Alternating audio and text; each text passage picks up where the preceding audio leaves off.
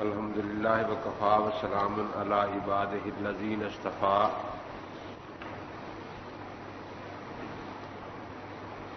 اما بعد فاعوذ باللہ من الشیطان الرجیم. بسم اللہ الرحمن الرحیم.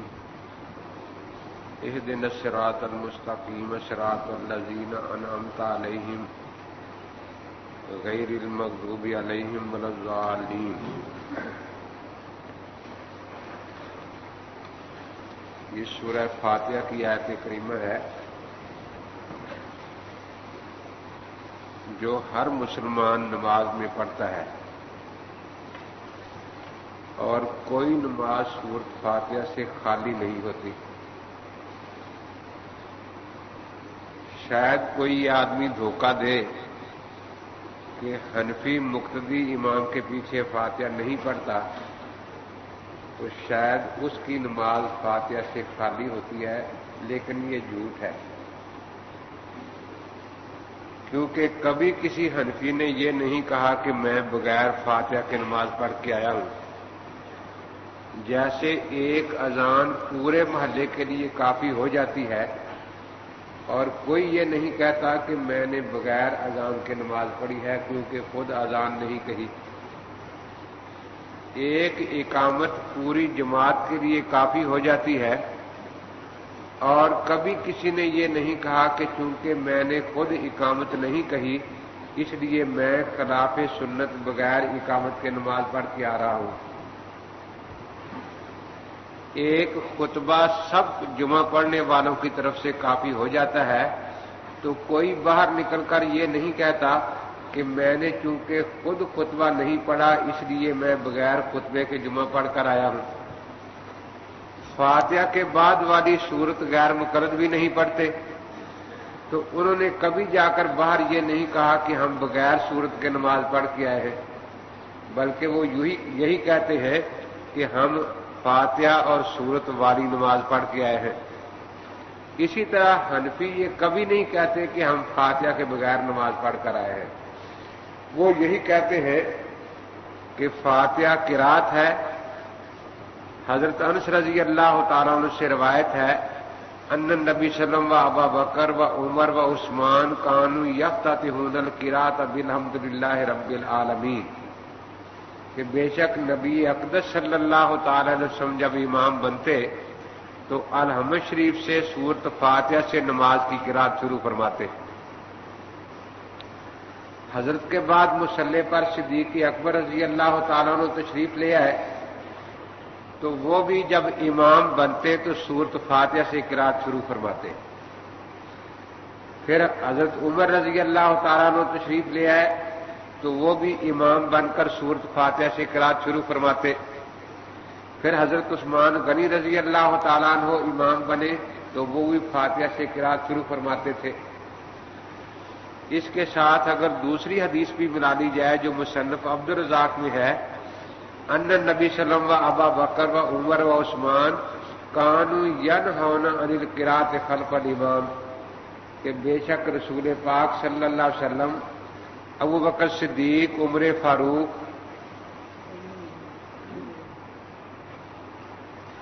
اور حضرت عثمان رضی اللہ تعالیٰ عنہ یہ امام کے پیچھے قرات سے منع فرمایا کرتے تھے.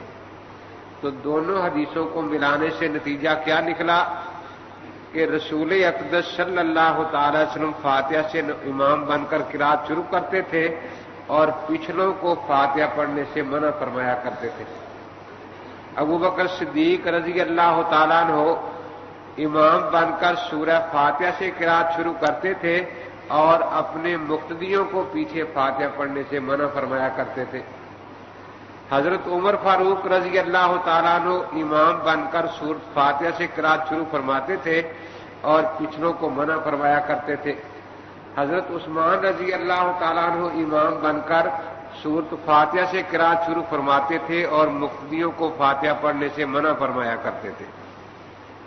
اس میں حضرت علی کرم اللہ تعالی وجہ کا ذکر نہیں آیا کیونکہ اس حدیث کا بیان کرنے والا مدنی ہے موسیٰ بن عقبہ، اور حضرت علی کرم اللہ تعالی وجہ اپنا دار الخلافہ کوفہ لے گئے تھے. اس لیے وہ کوفے والے بیان کریں گے. چنانچہ مصنف عبدالرزاق میں اسی روایت کے آگے یہ ہے کہ ان علی کان ینہا عن القراءۃ خلف الامام، کہ حضرت علی کرم اللہ تعالی وجہ بھی امام کے پیچھے قراءت سے منع فرماتے تھے. یہ رمضان شریف میں چونکہ عموماً تراویح میں ختم قرآن کیا جاتا ہے تو آخری عشرے میں اس پر جلسے بھی ہوتے ہیں. ایک جگہ میری تقریر تھی تو قریب غیر مقلدین کی مسجد بھی تھی، تو ان کے نوجوان بھی ساتھ ساتھ پھر رہے تھے اور کہہ رہے تھے کہ آج ہمارے ہاں بھی ختم قرآن ہے، آج ہمارے ہاں بھی ختم قرآن ہے. میں ان کی بات سے تو سمجھ گیا. میں نے پوچھا یہ کون ہے؟ کہ جی یہ اہل حدیث ہے.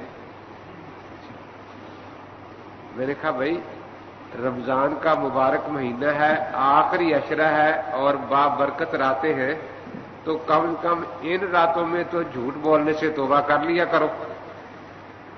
وہ بڑے بگڑے کہ جی ہم نے کون سا جھوٹ بولا. میں نے کہا آپ نے جھوٹ بولا نا، کیونکہ قرآن تو تراویح میں سارا صرف امام نے پڑھا ہے، آپ نے تو صرف پیچھے فاتحہ پڑھی ہے. تو یہ کہے نا کہ آج ہماری بھی فاتحہ ختم ہے، آج ہماری بھی فاتحہ ختم ہے، کیونکہ باقی 113 صورتیں تو آپ نے امام کے پیچھے نہیں پڑھی. تو کہنے لگے کہ وہ 113 صورتیں جو امام نے پڑھی ہیں وہ ہماری طرف سے بھی ہو گئی. تو میں نے کہا 114 سے کیا گناہ ہو گیا کہ وہ نہیں ہوئی؟ پھر اگر باقی 113 صورتیں ہو گئی تو وہ بھی ہو گئی نا. تو مقصد یہ ہے کہ ہم سب نمازوں میں سورہ فاتحہ ہے.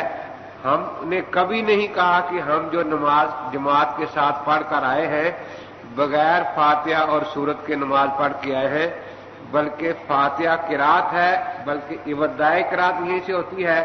اور حدیث پاک میں ہے من کان لہ امام فقراۃ الامام لہ قرات،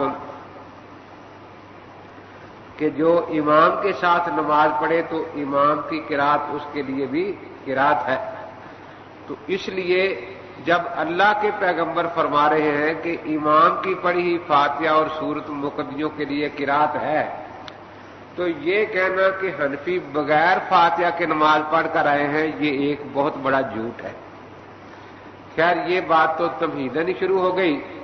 مقصد یہ کہ ہر نماز میں سورہ فاتحہ ہے جس میں اہدنا الصراط المستقیم، کہ اے اللہ ہمیں سیدھے راستے پر قائم رکھ. یہ دعا ہر مسلمان مانگتا ہے. اور سیدھے راستے کی دعا کے بعد اللہ تبارک و تعالی نے یہاں بات ختم نہیں فرمائی. سیدھا راستہ کون سا ہے؟ صراط الذین انعمت علیہم. سیدھا راستہ وہ ہے جس پر جو ان لوگوں کی رہنمائی میں طے ہو، ان لوگوں کی تقلید اور تابع داری میں طے ہو جن پر اللہ تبارک و تعالیٰ کا انعام ہے. تو معلوم ہوا کہ سیدھے راستے پر دو ہی قسم کے لوگ ہوں گے، تیسری قسم کے نہیں. کتنی قسم کے؟ دو قسم کے. ایک وہ جو رہنما ہوں گے اور ایک روز جو راہبر اور رہنما ہوں گے، اور دوسرے جو ان کے پیچھے چلنے والے راہ رو ہوں گے.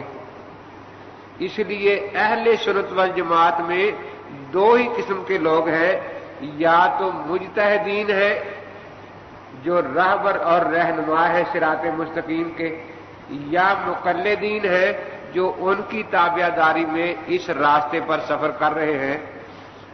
اب یہ راستہ جاتا کہاں ہے؟ وہ ایک آدمی مجھے پوچھنے لگا جی آپ کا مذہب کیا ہے؟ میں نے کہا حنفی. کہ محمدی کیوں نہیں؟ میں نے کہا اس لیے کہ میں تیری طرح ان پڑھ نہیں، مجھے مذہب کا معنی آتا ہے، تجھے مذہب کا معنی نہیں آتا. کہ جی مذہب کا کیا معنی ہے؟ میں نے کہا راستہ اور واسطہ. جب کوئی مذہب پوچھتا ہے تو اس کا مطلب یہ ہوتا ہے کہ حضرت کا سچا دین کس راستے اور واسطے سے تمہیں پہنچا ہے. تو ہم کہتے ہیں کہ امام ابو حنیفہ رحمۃ اللہ علیہ نے مرتب کروا دیا اور وہ آج ہمارے ہاتھوں میں موجود ہے. تو جب مذہب کا معنی راستہ ہوا تو ہر آدمی جانتا ہے کہ راستہ خود مقصود نہیں ہوتا بلکہ کسی منزل تک پہنچانے کے لیے بنایا جاتا ہے۔ تو ہمارا مذہب حنفی ہے اور منزل محمدی ہے۔ ہمارا مذہب کیا ہے؟ حنفی، اور منزل، یہ راستہ ہمیں کس منزل تک پہنچائے گا؟ منزل محمدی تک۔ تو اس آیت کریمہ میں گویا ہم یہ دعا کرتے ہیں کہ اے اللہ ہمیں سیدھے راستے پر قائم رکھ اور ان رہبروں کی تقلید میں چلنے کی توفیق عطا فرما جن پر تیرے انعامات ہوئے۔ وہ کتنی جماعتیں ہیں جن پر انعامات ہوئے؟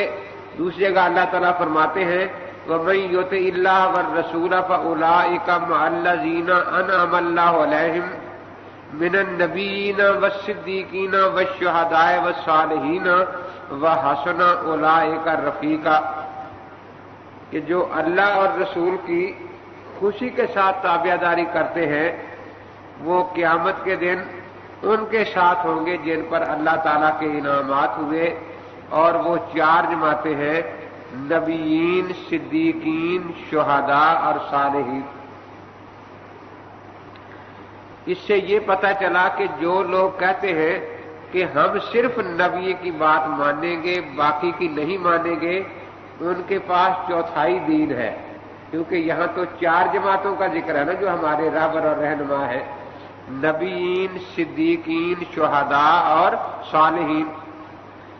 اب ان 4 میں سے نبیین کا سلسلہ تو ختم ہو گیا، کیونکہ اللہ تبارک و تعالی نے فرما دیا ما کان محمد ابا احد من رجالکم ولکن رسول اللہ وخاتم النبیین، کہ حضرت محمد صلی اللہ تعالی علیہ وسلم تم سے کسی مرد کے باپ نہیں۔ مرد کا لفظ یہاں لائے کیونکہ آپ کو اللہ نے بیٹے دیے ضرور، لیکن ایک بھی مرد کی عمر تک نہیں پہنچا، جوان نہیں ہوا، کیونکہ آپ کے بعد نبوت کا سلسلہ اللہ تبارک و تعالی نے بند کر دینا تھا۔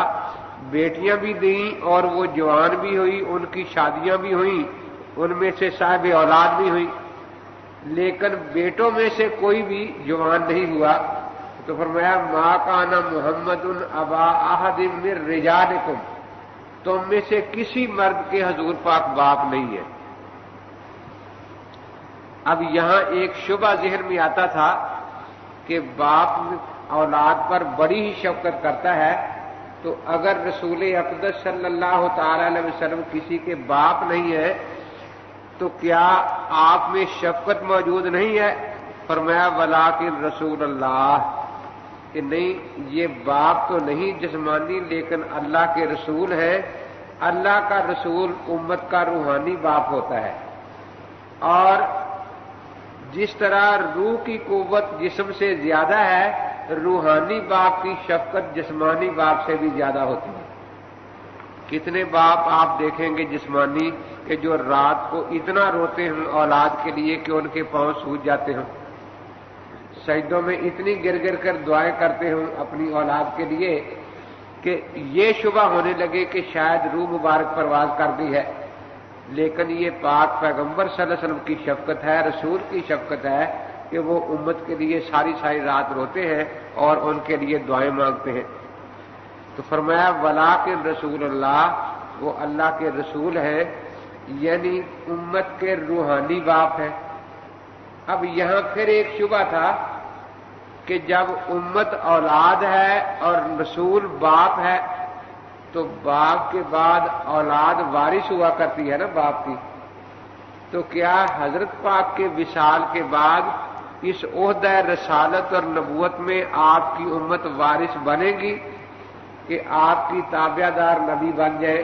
تو فرمایا ولیکن رسول اللہ و خاتم النبیین، کہ نہیں، اب آپ کی امت میں غوث ہو سکتے ہیں، قطب ہو سکتے ہیں، محتد ہو سکتے ہیں، لیکن آپ کی امت میں نبی نہیں بن سکتے۔ تو یہ جو 4 جنہوں منعم علیہم جماعتوں کا ذکر تھا، ان میں نبیین کی جماعت تو اب ختم ہو گئی، اب کوئی نبی پیدا نہیں ہوگا۔ باقی 3 جماعتیں موجود ہیں، وہ مشہور حدیث آپ نے پڑھی ہے کہ نبی اقدس صلی اللہ تعالی علیہ وسلم احد پہاڑ پر کھڑے تھے اور پہاڑ ہلنے لگا، زلزلے کی شکل ہوئی، تو آپ نے ٹھوکر ماری، فرمایا انما علیک نبی و شہیدان صدیق و شہیدان، کہ اے پہاڑ ٹھہر جا، تجھ پر ایک خدا کا نبی ہے، صدیق ہے اور 2 شہید ہیں۔ تو نبی اقدس صلی اللہ علیہ وسلم بھی تھے، حضرت صدیق اکبر رضی اللہ تعالیٰ عنہ بھی تھے، اور حضرت عمر فاروق، حضرت عثمان غنی رضی اللہ تعالیٰ عنہ بھی اس پہاڑ پر تھے۔ تو اس لیے آپ نے پہاڑ کو ٹھوکر ماری اور وہ پہاڑ ٹھہر گیا۔ تو پہلے تو صحابہ کرام میں یہ تینوں جماعتیں موجود تھیں، صحابہ میں نبی کوئی نہیں تھا، لیکن ان میں صدیق بھی تھے، ان میں شہید بھی تھے، اور ان میں صالحین بھی تھے۔ تو جب ہم یہ دعا مانگتے ہیں ہر نماز میں، تو اس کا مطلب یہ ہے کہ ہم صحابہ کرام کی تابع داری کی دعا مانگتے ہیں کہ یا اللہ نبی کے ساتھ ساتھ ہمیں صحابہ کی تابع داری میں بھی رکھنا۔ تو صحابہ پہلے صدیق ہیں، پہلے شہداء ہیں، پہلے صالحین ہیں۔ اس سے معلوم ہوا کہ جو صحابہ کی عظمت کا انکار کرتا ہے وہ نماز میں کھڑا ہو کر جو دعا مانگ رہا ہے وہ جھوٹ بول رہا ہے، کیونکہ دعا تو یہ مانگتا ہے کہ ان کی تابع داری میں رکھنا۔ اب نبوت تو ختم ہو گئی، لیکن آپ کے بعد یہ تینوں جماعتیں آئندہ صحابہ کے بعد امت میں بھی موجود رہیں گی۔ انبیاء علیہ السلام جو ہے ان کی بنیادی صفتیں 2 قرآن نے ذکر کی ہیں بار بار، نذیر ہونا اور بشیر ہونا۔ آپ نے پہلا وعد فرمایا انا النذیر العریان، کوئی صفا پر کھڑے ہو کر فرمایا۔ تو اب نبی تو کوئی نہیں آئے گا، لیکن صفت نذیر میں آپ کے وارث ائمہ مجتہدین اور فقہا ہے، کیونکہ سورہ توبہ میں آ گیا ہے لِیَتَفَقَّهُوا فِی الدِّینِ، آگے کیا ہے وَلِيُنذِرُوا قَوْمَهُمْ اِذَا رَجَعُوا إِلَیْہِمْ لَعَلَّهُمْ یَحْذَرُونَ۔ ان فقہا کے بارے میں یہ بتایا گیا لِیُنذِرُوا قَوْمَهُمْ، یہ انذار اصل میں انبیاء علیہ السلام کی صفت تھی، لیکن نبیوں کے بعد اللہ تعالیٰ نے فقہا کو اس صفت میں ان کا وارث بنا دیا۔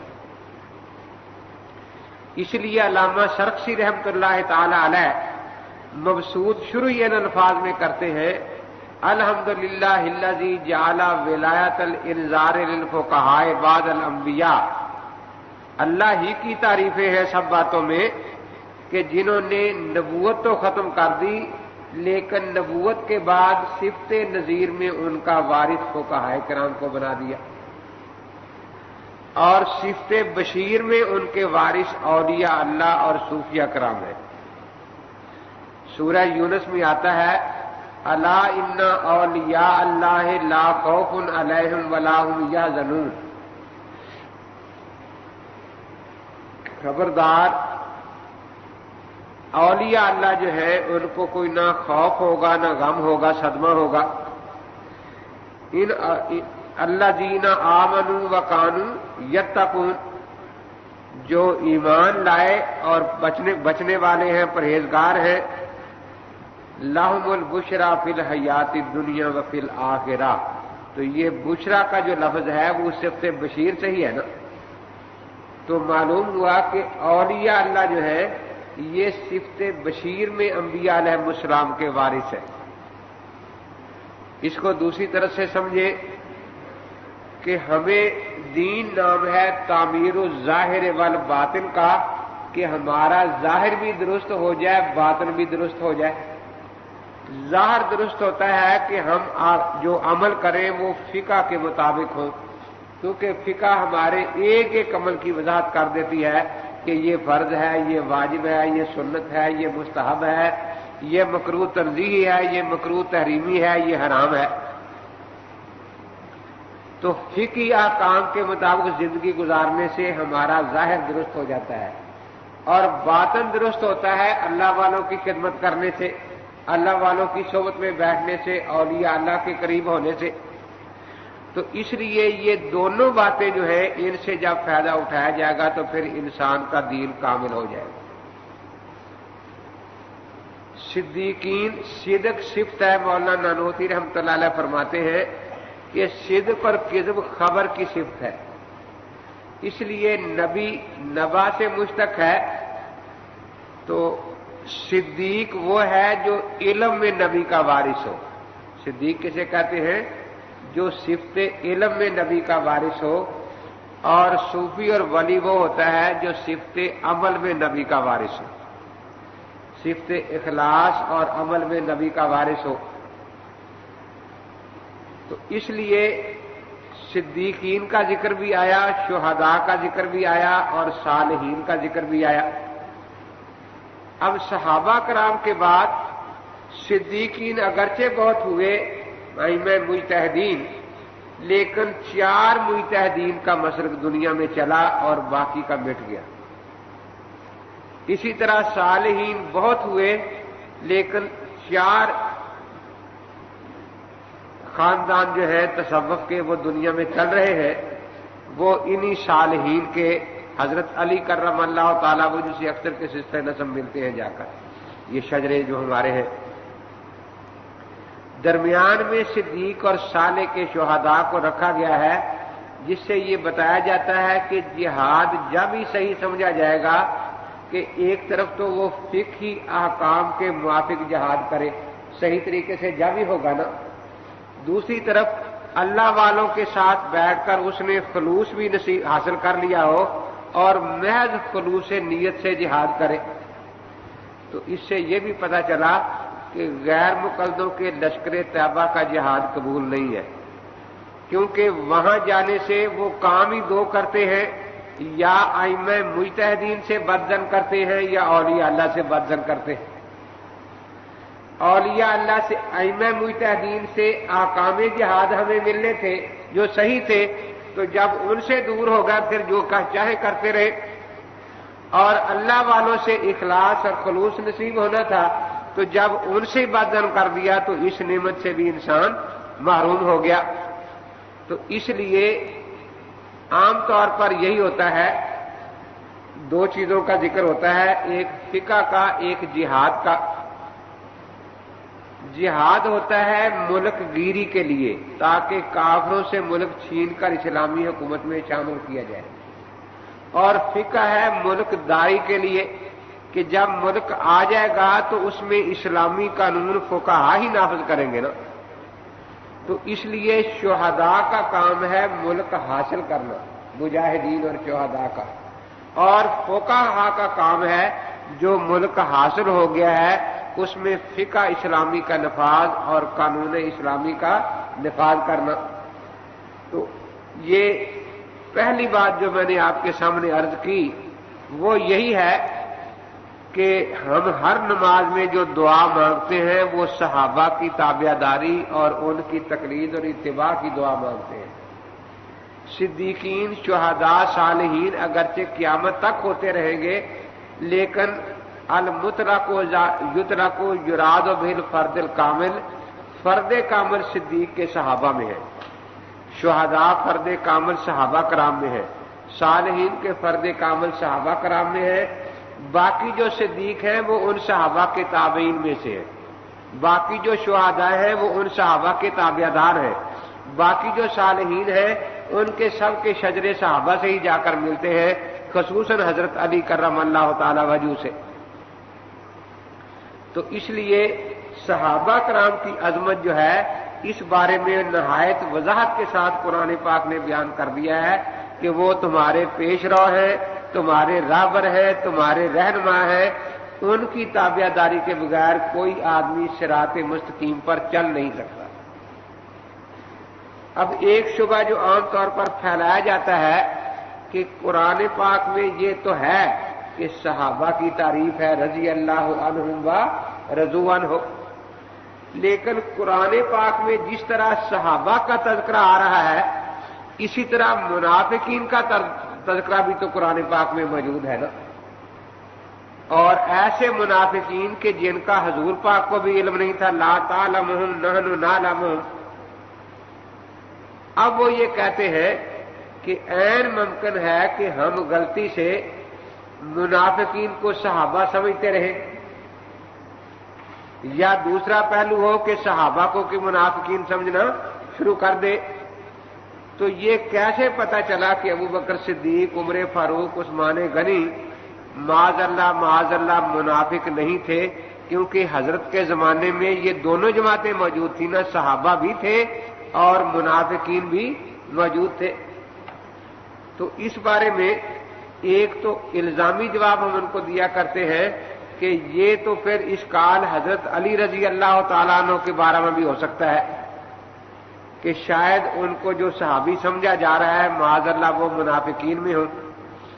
تو اس بارے میں آپ جو لاہ عمل تیار کریں گے، جو پیمانہ بنائیں گے جس سے حضرت علی کرم اللہ تعالیٰ وجہ کی صحابیت آپ ثابت کر سکیں، اسی پیمانے پر ہم ابو بکر صدیق، عمر فاروق اور عثمان غنی کی صحابیت ثابت کر دیں گے۔ تو یہ عام طور پر ان پڑھوں میں رافضی فتنہ پھیلاتے رہتے ہیں، جو منافقوں والی آیتیں ہیں وہ اکٹھی کر کے پھر بتاتے رہتے ہیں کہ دیکھو منافقین کا ذکر قرآن میں ہے یا نہیں۔ صحابہ کا ذکر بھی قرآن میں ہے، لیکن حضرت زید کے سوا کسی صحابی کا نام قرآن میں نہیں ہے۔ اب اختلاف جو ہے، کہتے ہیں کہ ہم قرآن کو مانتے ہیں، اختلاف اس بارے میں ہے کہ قرآن نے کہیں ابو بکر کا نام لے کر نہیں بتایا کہ وہ صحابی ہے، عمر کا نام لے کر نہیں بتایا کہ وہ صحابی ہے۔ تو ہم کہتے ہیں کہ وہ معاذ اللہ منافقین میں سے تھے، آخر حضرت کے زمانے میں منافقین بھی تو تھے یا نہیں؟ تو ہم جب پوچھتے ہیں کہ حضرت علی کرم اللہ تعالی وجہ کے بارے میں آپ کا کیا خیال ہے اور کیا پیمانہ ہے، تو یہاں ان کو خاموش ہونا پڑتا ہے۔ لیکن ہمارا دونوں فریقوں کو جواب یہ ہوتا ہے کہ نہ ابو بکر صدیق منافقین میں ہے، نہ حضرت علی رضی اللہ تعالیٰ عنہ، کیونکہ یہ ٹھیک ہے قرآن نے منافقین کا ذکر کیا ہے، لیکن کس انداز میں؟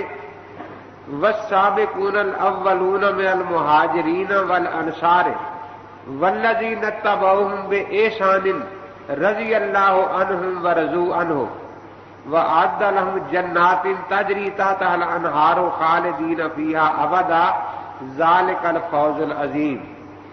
اس آیت کریمہ میں 3 جماعتوں کا ذکر آیا، ایک تو مہاجرین کا، دوسرے انصار کا، اور تیسرے جو ان کی تابع داری کرنے والی جماعت ہے اہل سنت والجماعت، صحابہ کو ماننے والے، تابعین بے احسان، ان تینوں کے بارے میں فرما دیا رضی اللہ عنہ و رضوا عنہ، اللہ ان سے راضی ہے اور وہ اللہ سے راضی ہے۔ تو یہاں ائمہ اربعہ میں سے تابعیت کا شرف صرف امام اعظم ابو حنیفہ رحمۃ اللہ تعالی علیہ کو حاصل ہے۔ تو اس لیے فقہ حنفی کا خدا کا پسندیدہ فقہ ہونا اس آیت کے اشارے سے ثابت ہو رہا ہے۔ فرمایا رضی اللہ عنہ وعد لهم جنات تجری تحتها الانہار خالدین فیہا ابدا ذالک الفوز العظیم۔ یہ تینوں جماعتیں کامیاب ہیں، مہاجرین کی، انصار کی اور نیکی بلائی کے ساتھ ان کی تابع داری کرنے والے لوگ۔ ان کے لیے اللہ نے باغات تیار کی ہیں جن میں یہ خطرہ نہیں کہ پانی بند ہو جائے گا اور شاید باغ خشک نہ ہو جائے، پھل گر نہ جائے، اس میں تو ہر وقت نہریں جاری ہیں۔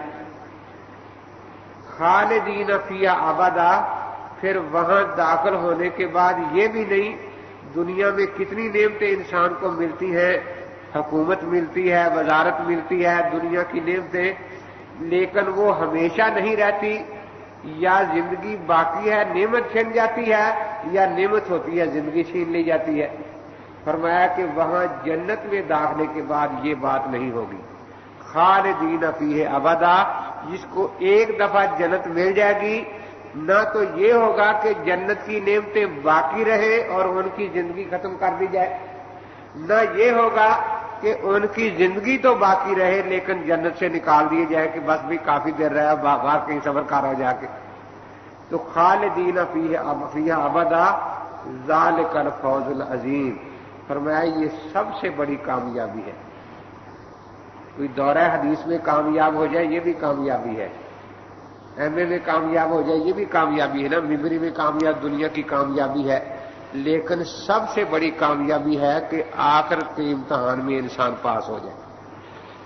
کیونکہ یہاں اگر فیل ہو گیا کوئی مضمون رہ گیا تو دوبارہ گنجائش ہے پرچہ دینے کی, لیکن وہ ایسا امتحان ہے کہ جب فیل ہو گیا پھر دوبارہ دنیا میں آ کر پرچے حل کرنے کی اجازت, تو فرمایا یہی بڑی کامیابی ہے. اب ان 3 جماعتوں کا ذکر کرنے کے بعد اللہ تعالیٰ فرما رہے وَمِمَّنْ حَوْلَكُمْ مِنَ الْأَعْرَابِ مُنَافِقُونَ وَمِنْ أَهْلِ الْمَدِينَةِ مَرَدُوا عَلَى النِّفَاقِ لَا تَعْلَمُهُمْ نَحْنُ نَعْلَمُهُمْ سَنُعَذِّبُهُمْ مَرَّتَيْنِ ثُمَّ يُرَدُّونَ إِلَىٰ عَذَابٍ عَظِيمٍ. تو منافقین کا ذکر ان تینوں جماعتوں کے بعد اللہ تعالی نے فرمایا ہے. معلوم ہوا کہ مہاجرین میں کوئی منافق نہیں تھا, انوں کے علاوہ تھے.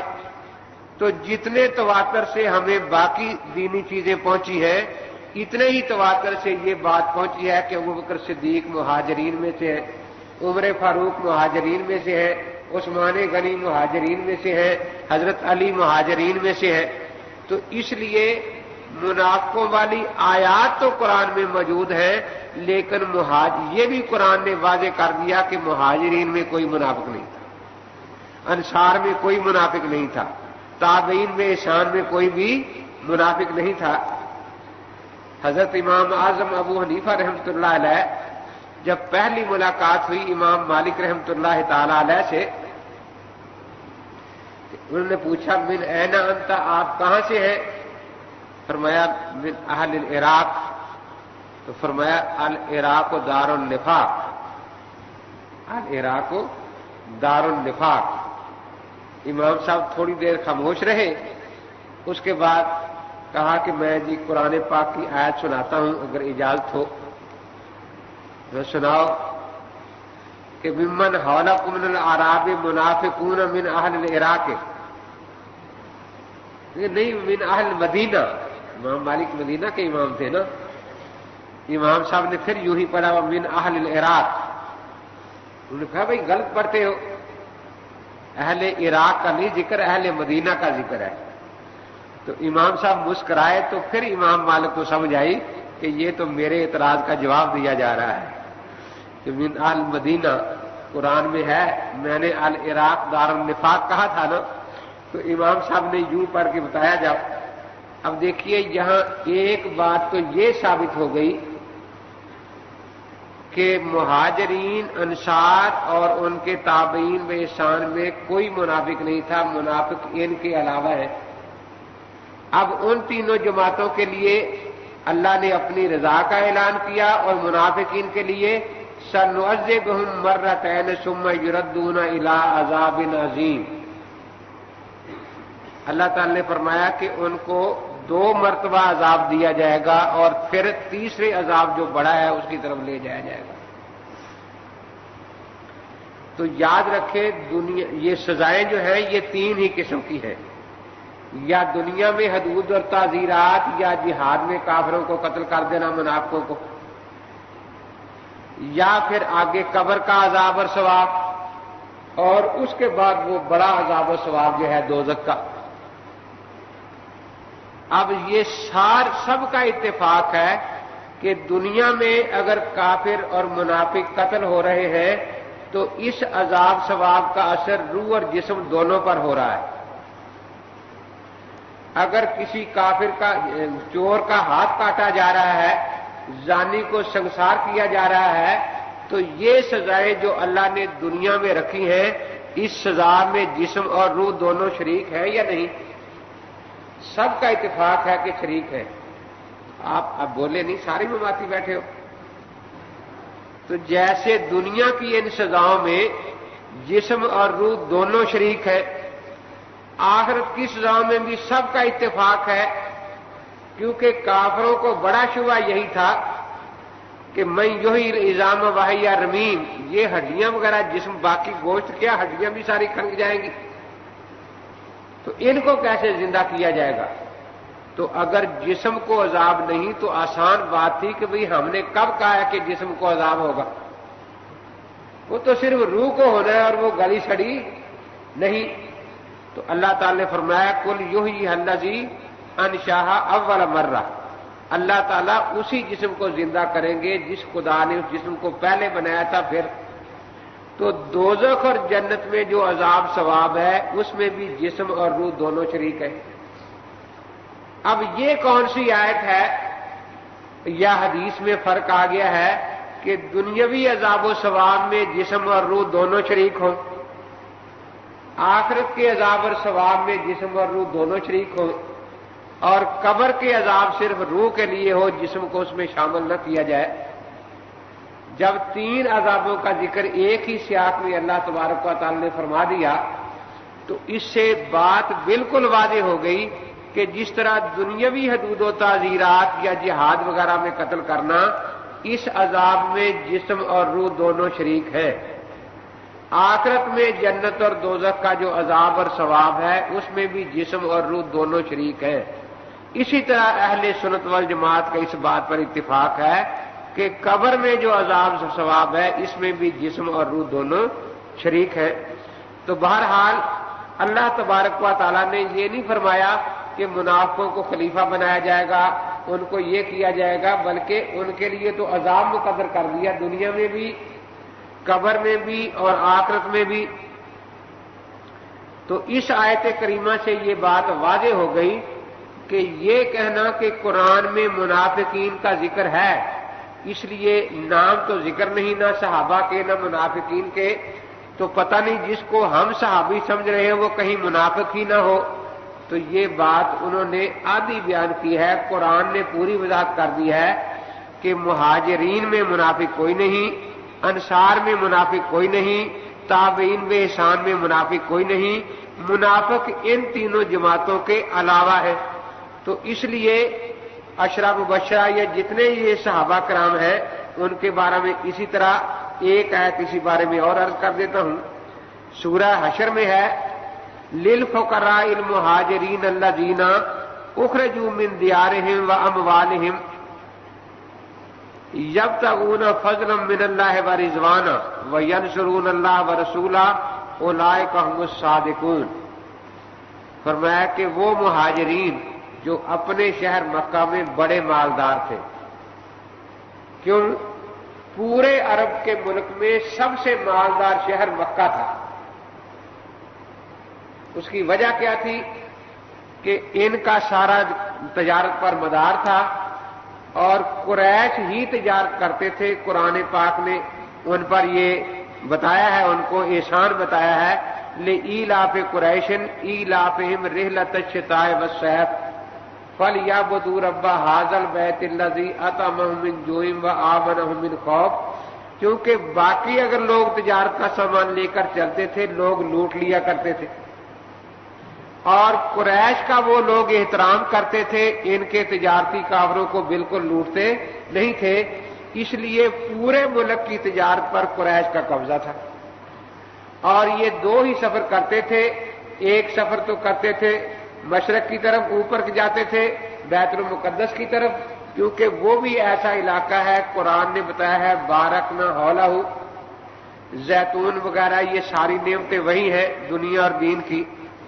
اور ادھر یمن کا علاقہ جہاں سونا ہوتا ہے، تو اس لیے یہ لوگ شام کی چیزیں جو ہے یہ یمن پہنچاتے اور یمن کی چیزیں شام پہنچاتے، تو یہ تجارت پر قریش والے قابض تھے۔ تو اس لیے سب سے امیر ترین شہر مکہ تھا عرب میں، کیونکہ ملک کی تجارت پر قبضہ انہی کا تھا۔ تو پھر یہاں اللہ نے فرمایا کہ اتنے امیر جو لوگ تھے انہوں نے اللہ کے دین کے لیے سب کو چھوڑ کر فقیر بن کر مہاجروں کے چل نکلے۔ للفقراء المہاجرین الذین اخرجوا من دیارہم، جن کو مال تو کیا ساتھ لانا تھا، گھر سے بھی نکال دیا گیا کہ بھئی گھر میں بھی تم نہیں رہ سکتے۔ واموالہم یبتغون فضلا من اللہ ورضوانا، اور وہ کس لیے جو چھوڑ کر نکلے، بس اللہ کی رضا تلاش کرنے کے لیے۔ मालूम हुआ कि उनमें निफाक का नामो निशान भी नहीं था। मुनाफिक तो दुनिया पर मर जाता है ना, वो हर चीज छोड़ सकता है, माँ को, बाप को, नबी को, खुदा को, लेकिन दुनिया को नहीं छोड़ सकता। और ये जो मुहाजिरीन है ये अल्लाह को राजी करने के लिए सबको छोड़कर चल दिए। वयंसुरून अल्लाह व रसूला, तो अल्लाह ताला ने कितनी अजमत बयान फरमाई, फरमाया कि वो गोया अल्लाह की और अल्लाह के रसूल के मददगार है। अल्लाह ताला किसी मदद का मोहताज नहीं, वो तो सबके खुद नासिर है ना।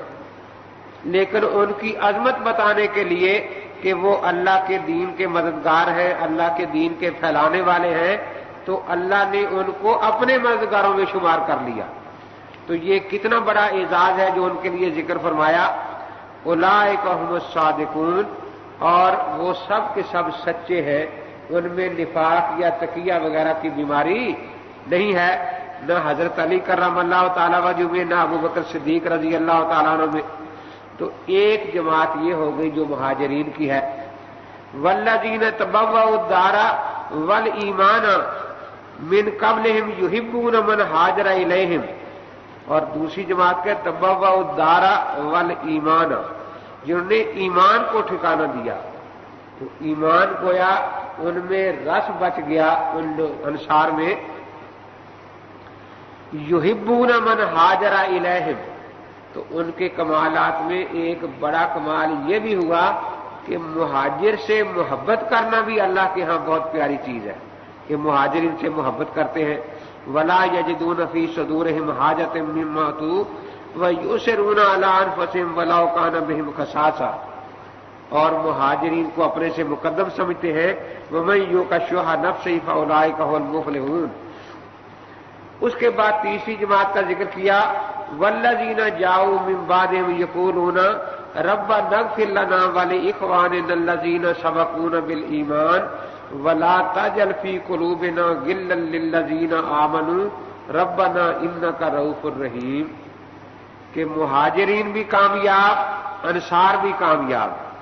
अब उसके बाद कामयाबी का एक ही तरीका है कि हम उनकी अजमत के कायल हों और अल्लाह की बारगाह में उनके लिए दुआएं करें, ना कि उन पर तनकीदें करें।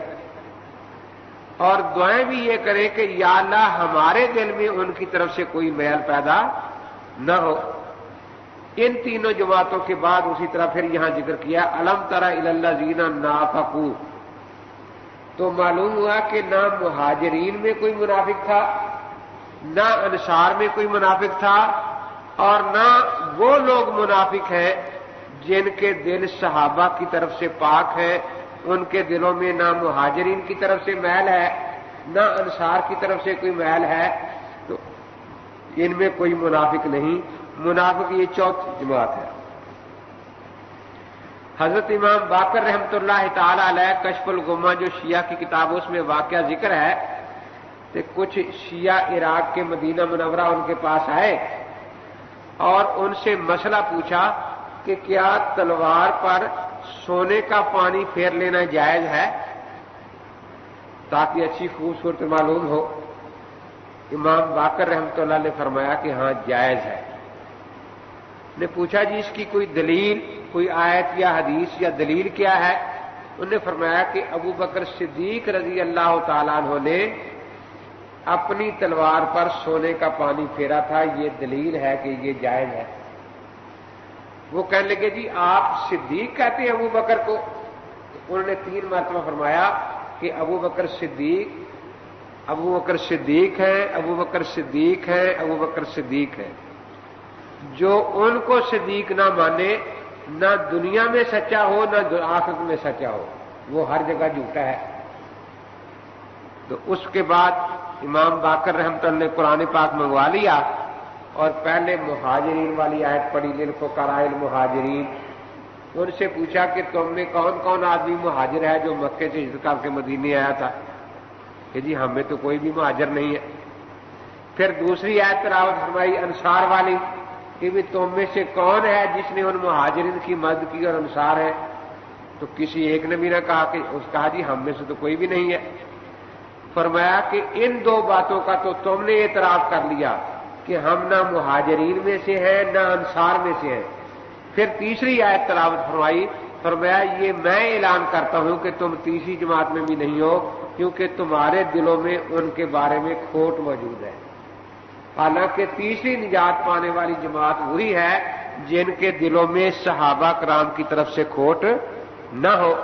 تو یہ جو مغالطہ دیتے ہیں کہ جی قرآن پاک میں منافقین کا بھی ذکر ہے، اب کیسے پتہ چلے کہ فلاں منافق ہے یا صحابی ہے؟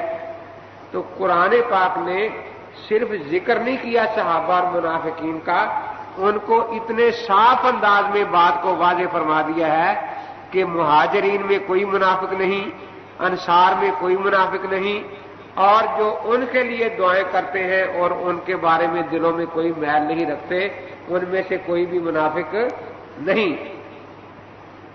تو اس لیے منافق ان کا ذکر اس کے بعد کیا گیا ہے۔ تو پہلی بات، میں نے دو باتیں اس وقت تک عرض کی آپ کے سامنے۔ پہلی بات یہی عرض کی کہ صحابہ کرام رضوان اللہ تعالی اجمعین یہ وہ انعام یافتہ جماعت ہے جس کی اقتداء اور رہبری میں چلنے کے ہم روزانہ ہر نماز میں دعا مانگتے ہیں، اہدنا الصراط المستقیم صراط الذین انعمت علیہم۔ تو جن کے راستے پر چلنے کا حکم ہے ان پر تنقید کا حق کسی کو نہیں ہوتا کہ ان پر تنقید بھی کی جائے۔ اور دوسری بات میں نے یہ بیان کی کہ وہ جو شوشہ پھیلاتے ہیں کہ قرآن پاک میں ٹھیک ہے صحابہ کا ذکر ہے، ان کی تعریفیں بھی ہے، لیکن منافقین کا بھی ذکر قرآن میں موجود ہے نا، تو کیا پتہ جس کو آپ صحابی کہہ رہے ہیں وہ منافق ہو؟ تو اس میں نے یہی کہا کہ یہی سوال اگر کوئی ان سے حضرت علی کرم اللہ تعالی وجہ کے بارے میں کہہ دے کہ ان کا بھی اس میں گرامی تو قرآن پاک میں موجود نہیں ہے نا، اب وہ ان کو صحابی کہتے ہیں، خارجی کہیں کہ نہیں وہ صحابہ میں نہیں تھے، معاذ اللہ منافقین میں تھے، تو وہ کیا جواب دیں گے؟ وہ خود کی پیمانہ بنا لیں تاکہ جس پیمانے سے حضرت علی کرم اللہ تعالی کی صحابیت ماپی جائے گی اسی پیمانے پر ہم ثلاثہ کی صحابیت کا ذکر کر دیں گے، سب ثبوت پیش کر دیں گے۔ لیکن اس کے بعد میں نے سب کی دونوں کو جواب دیا، خارجیوں کو بھی اور ان کو بھی، کہ یہ چاروں مہاجرین میں ہیں، اشرا مبشرہ ساری مہاجرین میں سے ہیں، اس لیے ان میں کوئی منافق نہیں، نہ حضرت علی کرم اللہ تعالی وجہ اور نہ ہی ابو بکر صدیق، عمر فاروق، عثمان غنی رضی اللہ تعالی عنہ اجمعین۔ تو یہ دو باتیں میں نے عرض کی۔ اس کے بعد تیسرا وعدہ جو اللہ تبارک و تعالی نے صحابہ کرام سے کیا وہ ہے استخلاف کا۔ وعد اللہ الذین آمنوا منکم وعملوا الصالحات لیستخلفنہم فی الارض کما استخلف الذین من قبلہم ولیمکنن لہم دینہم الذی ارتضی لہم ولیبدلنہم من بعد خوفہم امنا یعبدوننی لا یشرکون بی شیئا ومن کفر بعد ذلک فاولئک ھم الفاسقون۔ اللہ تعالیٰ نے ان لوگوں سے جو سورہ نور کی اس آیت کے نازل ہونے کے وقت تک ایمان لا چکے تھے یہ وعدہ فرمایا کہ اللہ تعالیٰ لیستخلفنہم فی الارض، ان کو زمین میں بادشاہت عطا فرمائیں گے، خلافت عطا فرمائیں گے، جیسے پہلے موسیٰ علیہ السلام کے بعد یوشع بن نون کو خلافت عطا فرمائی گئی، یوحنا بن کالبد کو خلافت عطا فرمائی گئی۔ تو جیسے پہلے یہ نظام چلتا آ رہا ہے اسی طرح اللہ تعالیٰ ان صحابہ میں سے جو اس آیت کے نزول تک ایمان لا چکے ہیں خلافت عطا فرمائیں گے۔ وَلَيُمَكِّنَنَّ لَهُمْ دِينَهُمُ الَّذِي ارْتَضَىٰ لَهُمْ، اور خلافت کا مقصد کیا ہوگا کہ وہ دین جس کی تکمیل حضور پاک کے ذریعے ہوئی اس کی تمکین خلافت راشدہ میں ہو جائے گی۔ تمکین کہتے ہیں مضبوطی کے ساتھ جم جانا، مکان آپ اسی کو کہتے ہیں جہاں آپ مستقل رہائش اختیار کر لیں۔ ابتدا میں اسلام تو دنیا میں آیا لیکن اس کا کوئی مکان نہیں تھا، کبھی حبشے کی طرف ہجرت کرنی پڑتی تھی، کبھی مدینہ کی طرف، لیکن اب اللہ تبارک و تعالیٰ فرما رہے ہیں کہ اب وہ بات نہیں رہے گی کہ منافق مشورے کرتے رہے کافر کے ان کو بھگا دو، 4 5 10 12 آدمی ہیں اور یہ دین دنیا سے مٹ جائے گا۔ بلکہ دین اتنا مضبوطی کے ساتھ قائم ہو جائے گا کہ کبھی منافق اور کافر یہ سوچیں گے بھی نہیں کہ اب ہم مسلمانوں کو بے در کر سکتے ہیں اور یہ سب کچھ ان کے ساتھ ہو سکتا ہے۔ تو فرمایا لِيُمَكِّنَنَّ لَهُمْ دِينَهُمُ الَّذِي ارْتَضَىٰ لَهُمْ، اس سے یہ بھی پتہ چلا کہ خلافت راشدہ میں جس دین کی تمکین ہوگی وہ اللہ تعالیٰ کا پسندیدہ دین ہے۔ تو اس میں اب دیکھیے سیدنا عثمان رضی اللہ تعالیٰ عنہ نے جمعے میں ایک پہلی اذان کا اضافہ فرما دیا۔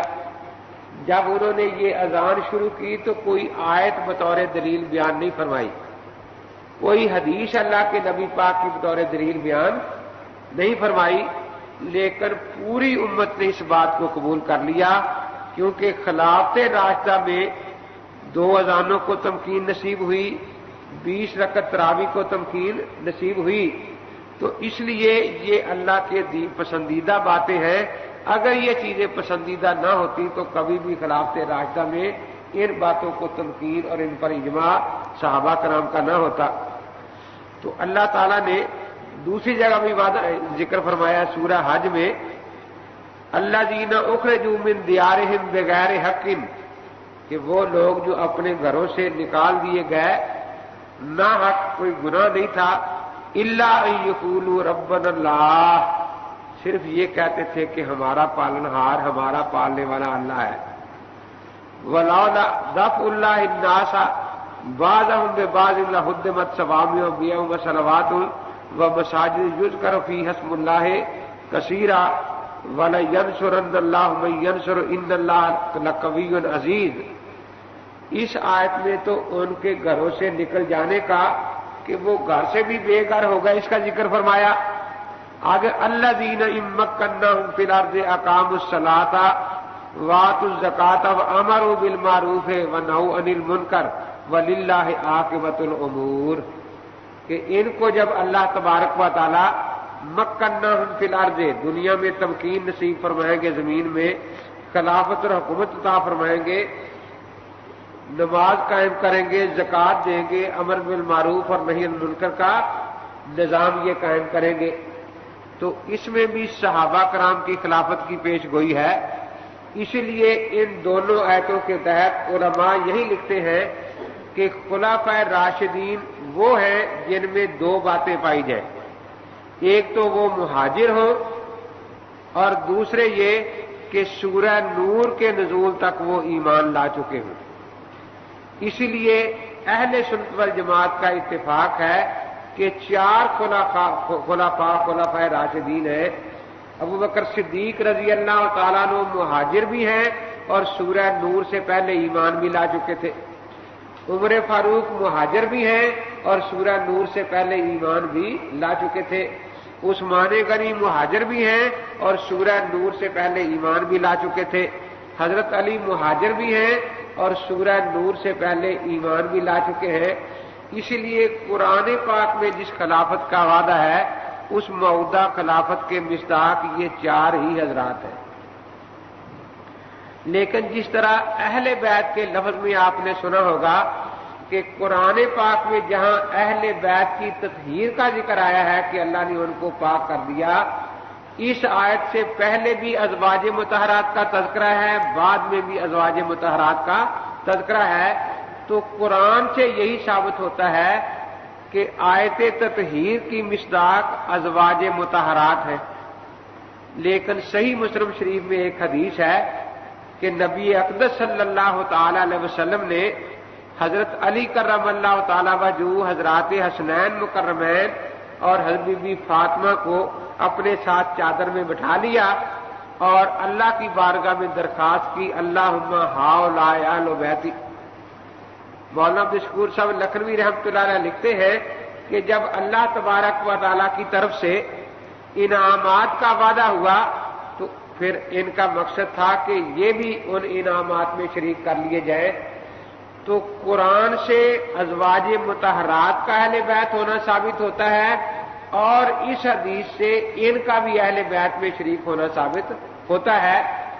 اب خارجی جو ہیں وہ قرآن کی آیت کو مانتے ہیں، اس حدیث کا انکار کرتے ہیں، اور رافضی جو ہیں وہ اس حدیث کو اچھالتے ہیں زیادہ، اور قرآن پاک میں سیاق و سباق میں ازواج مطہرات کا ذکر ہے، ان کو ازواج مطہرات کہنے کے لیے تیار نہیں۔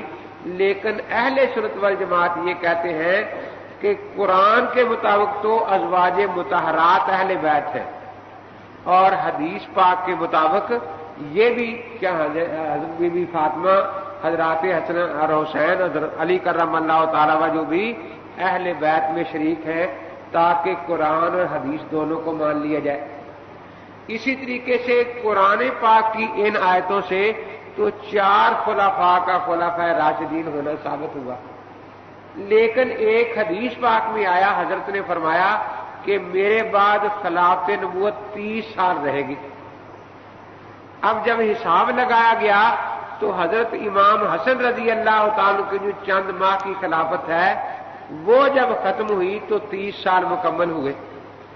تو اس لیے قرآن پاک کے اطلاق کے مطابق تو 4 خلفاء راشدین ہیں، اور اس حدیث پاک کو جب مان لیا جائے تو حدیث پاک کے مطابق حضرت امام حسن رضی اللہ تعالیٰ عنہ بھی خلفاء راشدین میں شریک ہو گئے۔ فرق وہی رہے گا جیسے اہل بیت میں ہے کہ ازواج مطہرات قرآنی اطلاق سے اہل بیت ہے، اور یہ جو 4 ہیں یہ حدیث پاک سے۔ اسی طرح 4 خلفاء راشدین قرآن پاک سے 4 ثابت ہو گئے، اور یہ حضرت امام حسن رضی اللہ تعالیٰ عنہ ان کا خلیفہ راشد ان میں شمار کر لینا اس حدیث پاک کی وجہ سے اہل سنت نے قبول کر لیا، جس میں آپ کی خلافت نبوت کی مدت 30 سال بیان فرمائی گئی ہے۔ تو اللہ تبارک و تعالیٰ نے صحابہ کرام کے ساتھ یہ وعدہ فرمایا، اور اس پیش گوئی میں بھی کسی کا نام نہیں، لیکن جب ابو بکر صدیق رضی اللہ تعالیٰ عنہ خلیفہ بنے تو سب صحابہ نے مان لیا کہ آیت کے اولی مصداق ابو بکر صدیق رضی اللہ تعالیٰ عنہ ہے، کیونکہ اللہ تبارک و تعالیٰ کے وعدے ہیں جو ان میں کوئی رکاوٹ نہیں ہوتی۔ پھر عمر فاروق بنے، پھر عثمان غنی، پھر حضرت علی، تو ہم یہی کہتے ہیں کہ اسی ترتیب سے ہم ان کو مانتے ہیں۔ پہلے نمبر پر ابو بکر صدیق رضی اللہ تعالیٰ عنہ، دوسرے پر حضرت عمر رضی اللہ تعالیٰ عنہ، تیسرے پر حضرت عثمان رضی اللہ تعالیٰ عنہ، اور چوتھے پر حضرت علی کرم اللہ تعالیٰ وجہ۔ خود حضرت علی کرم اللہ تعالیٰ وجہ نے اس آیت سے استدلال کیا اور ان کی خلافت کو برحق مانا۔ ایک تو اس وقت نہج البلاغہ میں ان کا خطبہ موجود ہے کہ جب ایران کے ساتھ جنگ ہو رہی تھی، رستم کے ساتھ لڑائی تھی، ادھر یہ بہت بڑا بہادر دنیا میں شمار تھا، تو بعض لوگوں نے مشورہ دیا اور حضرت عمر رضی اللہ تعالی کا اپنا خیال بھی ہو گیا کہ جب ادھر سے رستم جیسا بہادر کمان کر رہا ہے تو مجھے بھی خود جا کر کمان کرنی چاہیے۔ اس بارے میں جب مشورہ ہوا تو سیدنا علی کرم اللہ تعالی وجہ نے فرمایا کہ آپ تو قطب اسلام ہیں، قطب اس کیلی کو کہتے ہیں جس پر چکی چلتی ہے، اس کے بغیر چکی چل نہیں سکتی۔ فرمایا آپ یہی سے مشورے دیں، آپ خود وہاں تشریف نہ لے جائیں۔ نحن علی موعود من الخلافت، اور یہ جو خلافت ہمیں ملی ہے، آپ خلیفہ بنے ہیں، یہ اسی وعدے کے مطابق خلیفہ بنے ہیں۔ چنانچہ پھر حضرت علی کرم اللہ تعالی وجہ نے اسی آیت کریمہ کی تلاوت فرمائی، لَيَسْتَخْلِفُنَّهُمْ فِي الْأَرْضِ کی، کہ اللہ تعالیٰ نے یہ جو خلافت آپ کو عطا فرمائی ہے یہ اسی آیت کریمہ کے مطابق عطا فرمائی ہے۔ آپ اللہ کے موعود خلیفہ ہیں، اور اگر خدا نخواستہ آپ وہاں جا کر شہید ہو جائیں تو پھر آپ جیسا آدمی امت میں موجود نہیں ہے، اس لیے آپ تشریف نہ لے جائیں۔ اب دیکھیے، اگر معاذ اللہ حضرت علی کرم اللہ تعالی وجہ کے دل میں حضرت عمر کی طرف سے تھوڑا سا بھی میل ہوتا تو وہ تو کہتے ضرور جاؤ تاکہ شہید ہو جائے جا کے اور یہ جگہ خالی ہو جائے، بلکہ وہ تو اس پر زور لگاتے کہ آپ کو جانا چاہیے۔ لیکن حضرت علی کرم اللہ تعالی وجہ نے یہی مشورہ دیا کہ آپ خود تشریف نہ لے جائیں۔ اسی طرح جب سیدنا امیر معاویہ رضی اللہ تعالیٰ عنہ نے ان سے اختلاف کیا تو انہوں نے حضرت علی کرم اللہ تعالیٰ جو نے اپنی خلافت کی صحت کی جو دلیل لکھی ہے حضرت امیر معاویہ رضی اللہ تعالیٰ عنہ کو، وہ یہی لکھی ہے کہ معاویہ میرے ہاتھوں پر مہاجرین اور انصار نے بیعت کی ہے۔ ابو بکر صدیق خلیفہ بنے تھے تو مہاجرین انصار کی بیعت سے ہی بنے تھے، عمر خلیفہ بنے تھے تو انہی کی بیعت سے بنے تھے، عثمان خلیفہ بنے تھے تو اہل حل و عقد کی بیعت سے بنے تھے۔ انہی مہاجرین اور انصار نے میرے ہاتھوں پر بیعت کی ہے۔ تو جب ان کی بیعت سے ابو بکر صدیق کی خلافت برحق ثابت ہو گئی، عمر فاروق کی خلافت برحق ثابت ہو گئی، عثمان غنی کی خلافت برحق ثابت ہو گئی، تو میری خلافت بھی برحق ہے۔ اس طرح جو دوسرا خط لکھا انہوں نے کہ ان ربنا واحد، بے شک ہمارا اور امیر معاویہ کا رب ایک ہے، ہمارا دین ایک ہے، اور ہمارا قرآن ایک ہے، ہمارا نبی ایک ہے۔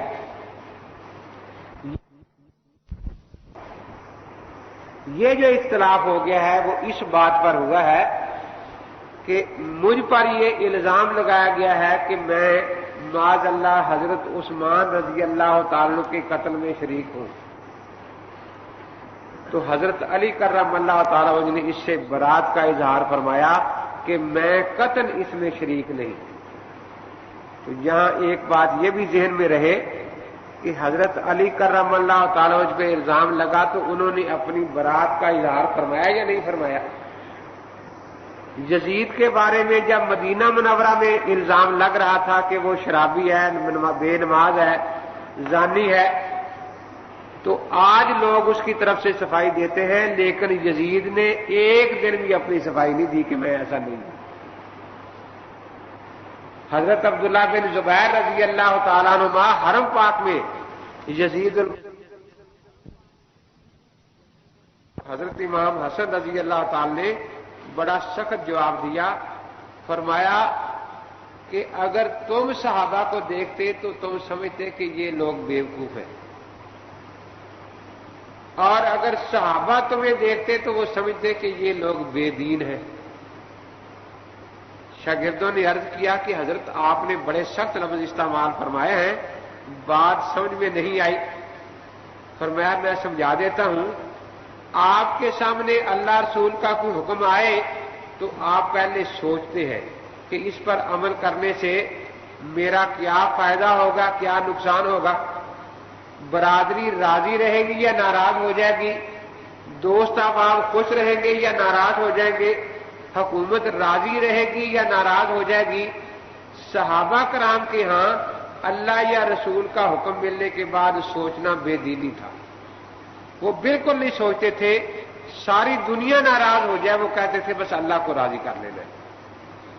اس لیے میں نے کہا کہ اگر وہ تمہیں دیکھتے تو تمہیں بے دین سمجھتے کہ اچھا سوچ رہے ہیں، اللہ اور رسول کا حکم سن کر بھی سوچ ہوتی ہے کہ بھی برادری راضی رہے گی یا نہیں رہے گی۔ اور جو میں نے کہا کہ تم دیکھتے تو سمجھتے کہ معاذ اللہ صحابہ کرام بیوقوف ہیں، وہ بھی یہی وجہ کہ وہ جب حضرت کا حکم سن لیتے تو ایسے عمل کے لیے دوڑتے کہ دیکھنے والا سمجھتا کہ انہوں نے بالکل سوچنے کی زحمت بھی گوارا نہیں کی کہ اس پر عمل کرنے سے ہمیں کیا نقصانات دنیا میں پہنچ جائیں گے۔ تو اس لیے وہ تم لوگ سمجھتے کہ ان میں عقل نہیں ہے، معاذ اللہ بیوقوف ہے کہ اللہ اور رسول کا حکم سننے کے بعد بالکل سوچتے ہیں ہی نہیں، جیسے عقل ان میں موجود ہی نہیں ہے۔ تو اس لیے بات یہی ہے کہ وہ اسی لیے ان کو بیوقوف کہتے تھے، وہ سمجھتے تھے کہ دیکھو وطن چھوڑ دینا، ماں باپ کو چھوڑ دینا، بھائیوں کو چھوڑ دینا، بلکہ میدان جہاد میں بھائیوں کو قتل کر دینا جا کے، یہ کوئی عقل مندی کی باتیں تھوڑی ہیں۔ لیکن صحابہ کی نظر میں اسلام سے بڑی اور کوئی چیز ہی نہیں تھی، نہ وہ باپ کو دیکھتے تھے اس کے مقابلے میں، نہ بھائی کو دیکھتے تھے، نہ بیٹے کو دیکھتے تھے، نہ چچا کو، نہ ماموں کو۔ تو اس لیے منافقین عموماً ان کو بیوقوف کہتے تھے کہ دیکھو سب کو چھوڑ دیا ہے، ایک حضور پاک کے پیچھے لگ گئے۔ تو اللہ تعالی نے فرمایا کہ وہ بیوقوف نہیں ہے، الا انہم هم السفہاء، یہی بیوقوف ہے جنہوں نے اس نکمی دنیا کے لیے اپنی آخرت کو برباد کر لیا ہے۔ اگرچہ اسلام میں عیسائیت کرا رہبانیت کا سبق تو نہیں دیا گیا کہ دنیا بالکل چھوڑ دو، پتے کھا لیا کرو درختوں کے وہ بھی سوکھے ہوئے، اور پانی پیو تو گرم کر کے پی لیا کرو تاکہ دل کبھی خوش نہ ہو۔ یعنی یہ جتنی اللہ نے نعمتیں پیدا کی ہیں یہ انسان کے لیے نہیں ہے، اس کے لیے گھاس اور پتے رہ گئے ہیں، تو یہ بات نہیں ہے۔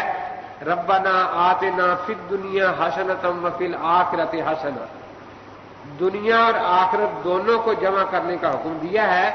ہاں البتہ اتنا فرق رکھا ہے کہ دنیا جو ہے اس کو مغلوب رکھا جائے اور دین کو غالب رکھا جائے۔ مولانا روم رحمۃ اللہ تعالی علیہ نے سمجھانے کے لیے دو مثالیں دی ہیں۔ ایک مثال تو یہ ارشاد فرمائی کہ مطلب یہ ہے کہ دین اور دنیا دونوں ہونے چاہیے، لیکن دین دل میں ہو اور دنیا ہاتھ میں ہو۔ دین کہاں ہو؟ دل میں، اور دنیا ہاتھ میں ہو، کیونکہ جب کوئی مقابلہ پڑتا ہے تو انسان ہاتھ خالی کر کے پھر مقابلے کے لیے آگے آتا ہے، لیکن دل کی چیز کو نکال کر نہیں پھینکتا۔ تو فرمایا کہ دین اور دنیا کا تعلق ایسا ہونا چاہیے کہ دین تو دل میں رہے اور دنیا جو ہے وہ ہاتھ میں ہو۔ اب اگر ان دونوں میں سے کوئی چیز چھوڑنی پڑے تو دنیا کو چھوڑ دے، دین کو نہ چھوڑے۔ دوسری مثال یہ دی ہے کہ یہ جو دنیا مسلمان کی دنیا ہے یہ اس کے دین کے لیے مددگار ہے، لیکن کب تک؟ جب تک اس کے ماتحت رہے۔ اور پھر مثال دی ہے کہ دیکھو کشتی کے چلنے کے لیے پانی بہت ضروری ہے، پانی کے بغیر کشتی چل نہیں سکتی، لیکن اسی وقت تک چلے گی جب پانی کشتی کے نیچے رہے، اور اگر کشتی کے اندر پانی آ جائے گا تو وہ کشتی کو غرق کر دے گا۔ فرمایا اسی طرح دنیا کی مثال پانی کی ہے اور دین کی مثال کشتی کی ہے۔ جب تک دنیا دین کے ماتحت رہے گی اس وقت تک دین کی کشتی بھی چلتی رہے گی اور دنیا بھی رہے گی، لیکن خدا نخواستہ اگر یہ دنیا کا پانی دین کی کشتی میں اندر آ گیا تو پھر اس کو غرق کر دے گا، نہ دنیا رہی نہ دین رہی، خسرت دنیا والا آخرہ، اس کا انسان مستاق ہو جاتا ہے۔ تو یہاں بھی اللہ تبارک و تعالی نے یہ فرمایا کہ ایسا ایمان لاؤ جیسے صحابہ ایمان لائے تھے، مہاجرین اور انصار۔ ادھر بھی فرمایا اللہ تبارک و تعالی نے قولوا آمنا باللہ وما انزل الینا وما انزل الی ابراہیم واسماعیل واسحاق ویعقوب والاسباط وما اوتی موسیٰ وعیسیٰ وما اوتی النبیون من ربہم لا نفرق بین احد منہم ونحن لہ مسلمون فإن آمنوا بمثل ما آمنتم به فقد اہتدوا وإن تولوا فإنما هم في شقاق فسيكفيكهم الله وهو السميع العليم۔ فرمایا اگر وہ ایسا ایمان لائے جیسا تم ایمان لے آئے ہو، صحابہ کرام سے خطاب ہو رہا ہے، تو پھر تو وہ ایمان اللہ تبارک و تعالیٰ کے ہاں مقبول ہے۔ حضرت مولانا بشیر احمد صاحب مسروری رحمۃ اللہ علیہ حضرت لاہوری رحمۃ اللہ علیہ کے خلفاء میں سے تھے۔ اس آیت میں ایک دفعہ درس ارشاد فرمایا بڑے عام فہم انداز میں کہ فرمایا دیکھو تم بچی کی شادی کرتے ہو تو اس کے لیے زیور کی ضرورت ہوتی ہے، بچے کی شادی کرو یا بچی کی، تو تم سونار کے پاس جاتے ہو اور وہاں سے وہ کاپی لے آتے ہو جس میں زیوروں کے نقشے بنے ہوتے ہیں۔ عورتیں گھر میں دیکھ کر پسند کر لیتی ہیں کہ کانٹا اس ڈیزائن کا چاہیے، ہار اس ڈیزائن کا چاہیے، مندری اس ڈیزائن کی چاہیے، انگشتری، تو وہ آپ نشان لگا کے پھر سونار کو دے آتے ہیں۔ جس دن آپ لینے کے لیے جاتے ہیں تو سب سے پہلے آپ چیک کرتے ہیں کہ اسی نمونے کے مطابق ہے یا نہیں۔ اگر وہ اسی نمونے کے مطابق ہو تو آپ زیور لے آتے ہیں، اور اگر اس نمونے کے مطابق نہ ہو تو آپ وہ زیور نہیں اٹھاتے۔ فرمایا اسی طرح اللہ تبارک و تعالی قیامت کے دن دیکھیں گے کہ ایمان صحابہ کرام کے نمونے کے مطابق تھا یا نہیں تھا۔ اگر صحابہ کرام کے نمونے کے مطابق ہوگا تو اللہ تبارک و تعالی اس کو قبول فرمائیں گے، اور اگر صحابہ کرام کے نمونے کے مطابق نہ ہوا تو پھر اللہ تبارک و تعالیٰ قبول نہیں فرمائیں گے، کیونکہ اللہ تبارک و تعالیٰ نے صحابہ کرام کو ہمارے لیے معیار حق بنایا ہے۔ تو مقصد یہ ہے، 4 باتیں میں نے آپ کے سامنے صحابہ کرام کے بارے میں عرض کی کہ صحابہ کرام رضی اللہ تعالیٰ اجمعین جو ہے، اللہ تعالیٰ نے قرآن پاک میں ان کا بار بار تذکرہ فرمایا ہے۔ اس لیے جو قرآن پر ایمان رکھتا ہے وہ صحابہ کا انکار نہیں کر سکتا۔ یہی وجہ ہے، دوسری بات جو میں اس وقت عرض کرنی ہے وہ یہی ہے کہ شیعہ کا ایمان نہ قرآن پر ہے اور نہ کبھی ہو سکتا ہے۔ اسی موضوع سے متعلق ہے یا کسی اور سے؟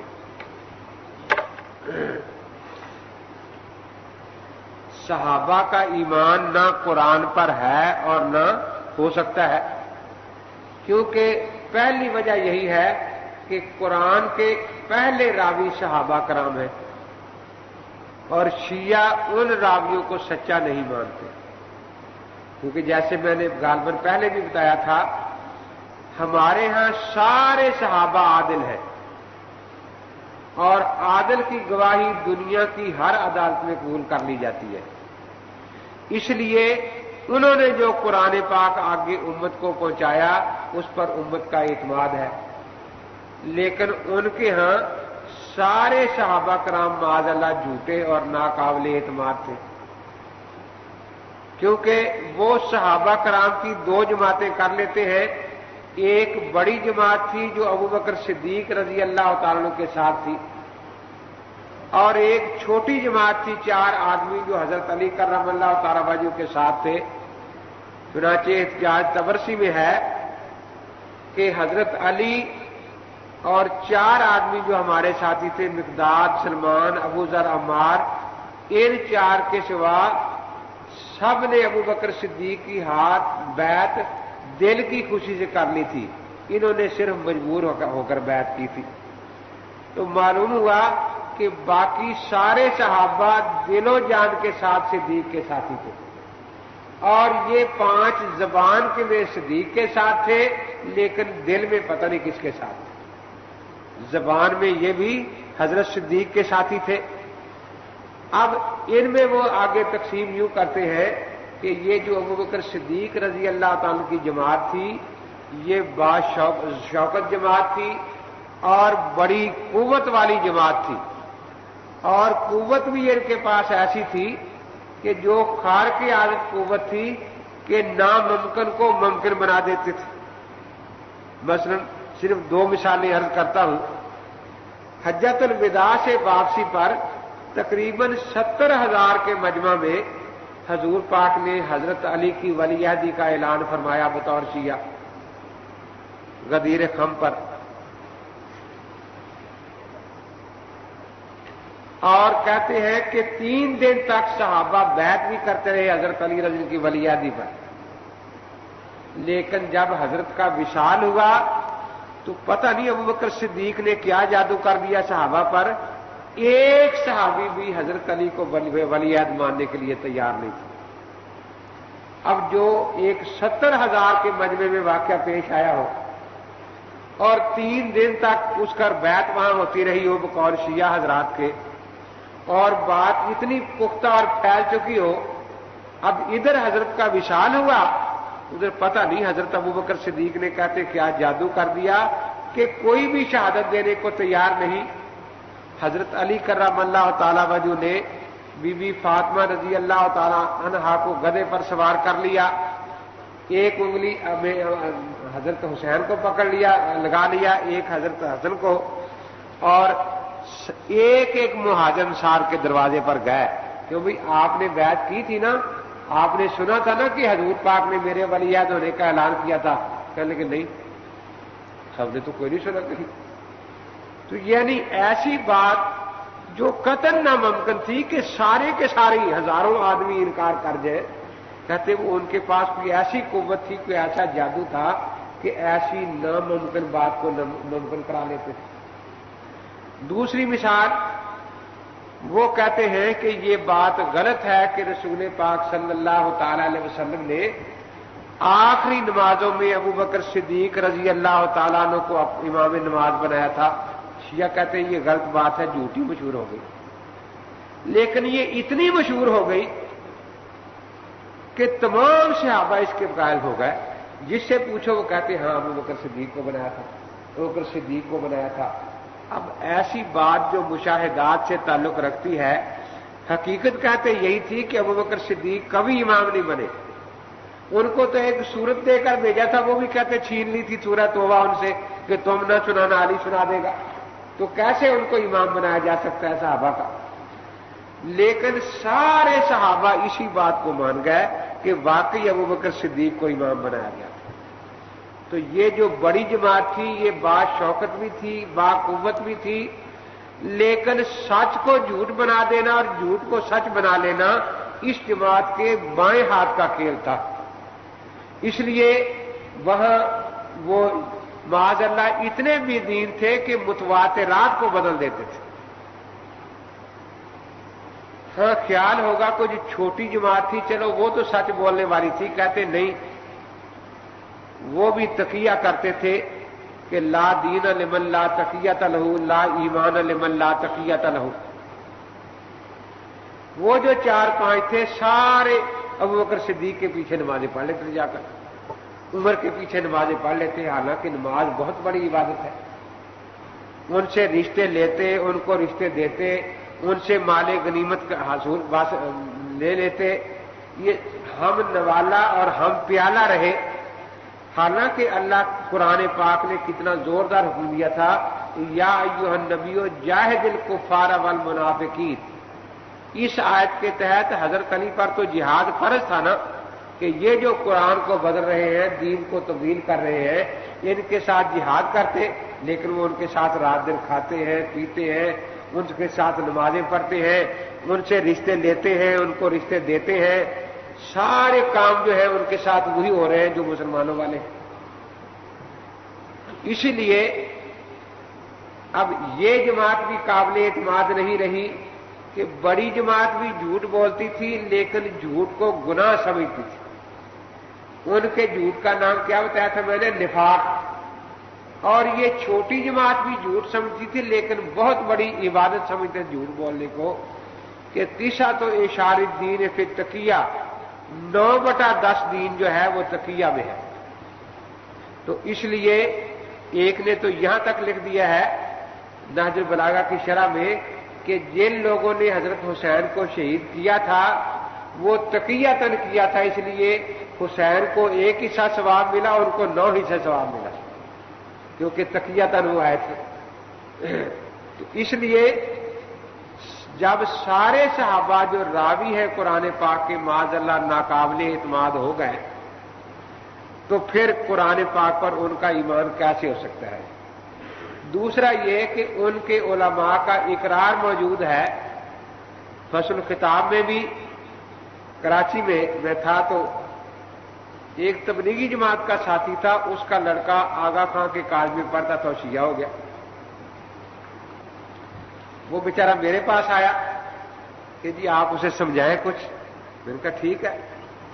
तो असल उलूम में मैं भी चला गया, वो करीब रहते थे।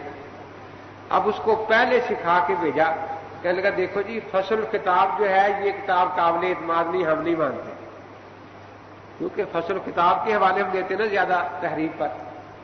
तो जी ये किताब काबिल एतमाद नहीं है, हम नहीं इसको मानते। मैंने कहा खुमैनी तो इसकी तारीफ करता है, इसके लिखने वाले की तू क्यों नहीं मानता? नहीं जी हम नहीं मानते बस। ठीक है, तो गोया फसल किताब तो उसे निकाल दी ना। किताब का पूरा नाम है फसल किताब फी तहरीफ किताब रब्बिल अरबाब। वो मैंने भी उठा के रख दी। मैंने कहा चलो ठीक है फसल किताब ये नहीं मानता। अब उनकी तफसीर है बहुत बड़ी, अल बुरहान, कई जिल्दें हैं मोटी मोटी, मैंने वो उठाई। मैंने कहा ये तो मानते हो ना? कि जी बिल्कुल इसको मानता हूं। तो सारी बातें जो फसल किताब में थी वो उसके मुकदमे में मौजूद थी। अब मैंने उससे दिखाया कि देखो इसमें लिखा है कि हमारे यहां 2000 से ज्यादा रवायात मौजूद हैं तहरीफ की, और वो इतनी ही मुतवातर है जितना हमारे यहां मसला इमामत मुतवातर है। تو میں نے کہا جو متواترات ہیں یہ تو مانی جاتی ہیں، تواتر تو کافروں کو بھی لوگ مان لیتے ہیں، اور یہاں تو آپ کے ائمہ کا تواتر ہے۔ 2000 سے زیادہ روایات تحریف کی ہے، اور ساتھ یہ بھی لکھا ہے اسی برہان کے مقدمہ میں کہ ان روایات کے معنی میں اتفاق ہے کہ تحریف ہی مقصود ہے، کہ واقعی تحریف کر دی۔ تو میں نے کہا آپ کی کتابوں میں تحریف کا عقیدہ پورے تواتر کے ساتھ ہے، اور اتنا متواتر ہے جتنا امامت کا مسئلہ عقیدہ متواتر ہے۔ اگر آپ عقیدہ امامت کا انکار نہیں کر سکتے تو آپ تحریف قرآن کا انکار بھی نہیں کر سکتے۔ اب وہ فصل خطاب سے تو اس نے جان چھڑائی تھی، برہان اس نے مانی تھی کہ ہماری باقی بہت قابل اعتماد تفسیر ہے، اب میں اس سے نکال کے دکھا رہا تھا، اور وہ 2 عربی کے پروفیسر ساتھ لائے ہوتے چاہیے کہ اگر وہ امین ترجمہ غلط کرے تو آپ فوراً اس کو ٹوکنا کہ بھئی یہاں ترجمہ غلط کیا ہے۔ اس لیے میں پھر انہی سے کہتا تھا کہ بھئی ترجمہ صحیح ہے یا غلط ہے، اس کو دھوکے میں نہ رکھنا۔ اب وہ کیسے کہتے غلط ہے کہ جی ترجمہ تو صحیح ہے، بات تو یہی ہے اس میں۔ تیسری بات جو ہے وہ یہ کہ چلو کسی کے ذریعے قرآن پہنچ جائے، لیکن ائمہ معصومین میں سے کوئی تصدیق ہی کر دیتا کہ یہ قرآن صحیح ہے۔ لیکن ائمہ معصومین میں سے جن کو وہ مانتے ہیں 12 امام 14 معصوم کہتے ہیں نا، 12 امام 14 معصوم، تو 12 امام 14 معصوم کون ہے؟ معصومین میں دو زائد ہیں، ایک حضور پاسم جو نبی ہے، اور ایک بی بی فاطمہ امام نہیں ہے نا تو معصوم ہے ان کے ہاں، اس لیے وہ کہتے 12 امام اور 14 معصوم۔ جب وسیلے کی دعا کرتے ہیں نا، یا اللہ 12 معصومہ دا، 12 امامہ دا 14 معصومہ دا واسطہ ہی، تو وہ 12 امام 14 معصوم کہتے ہیں ان کو۔ تو ان معصومین میں سے کوئی تصدیق کر دیتا کہ واقعی یہ قرآن پاک وہی ہے،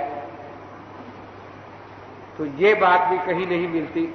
اس لیے یہ نتیجہ بالکل واضح ہے، جس طرح 2 اور 2 4 ہی ہوتے ہیں، 2 اور 2 3 کبھی نہیں ہوئے، 2 اور 2 5 کبھی نہیں ہوئے، کہ شیعہ کا نہ قرآن پر ایمان ہے اور نہ ہو سکتا ہے، کیونکہ یہ تینوں باتیں ان کے ہاں یقینی ہیں۔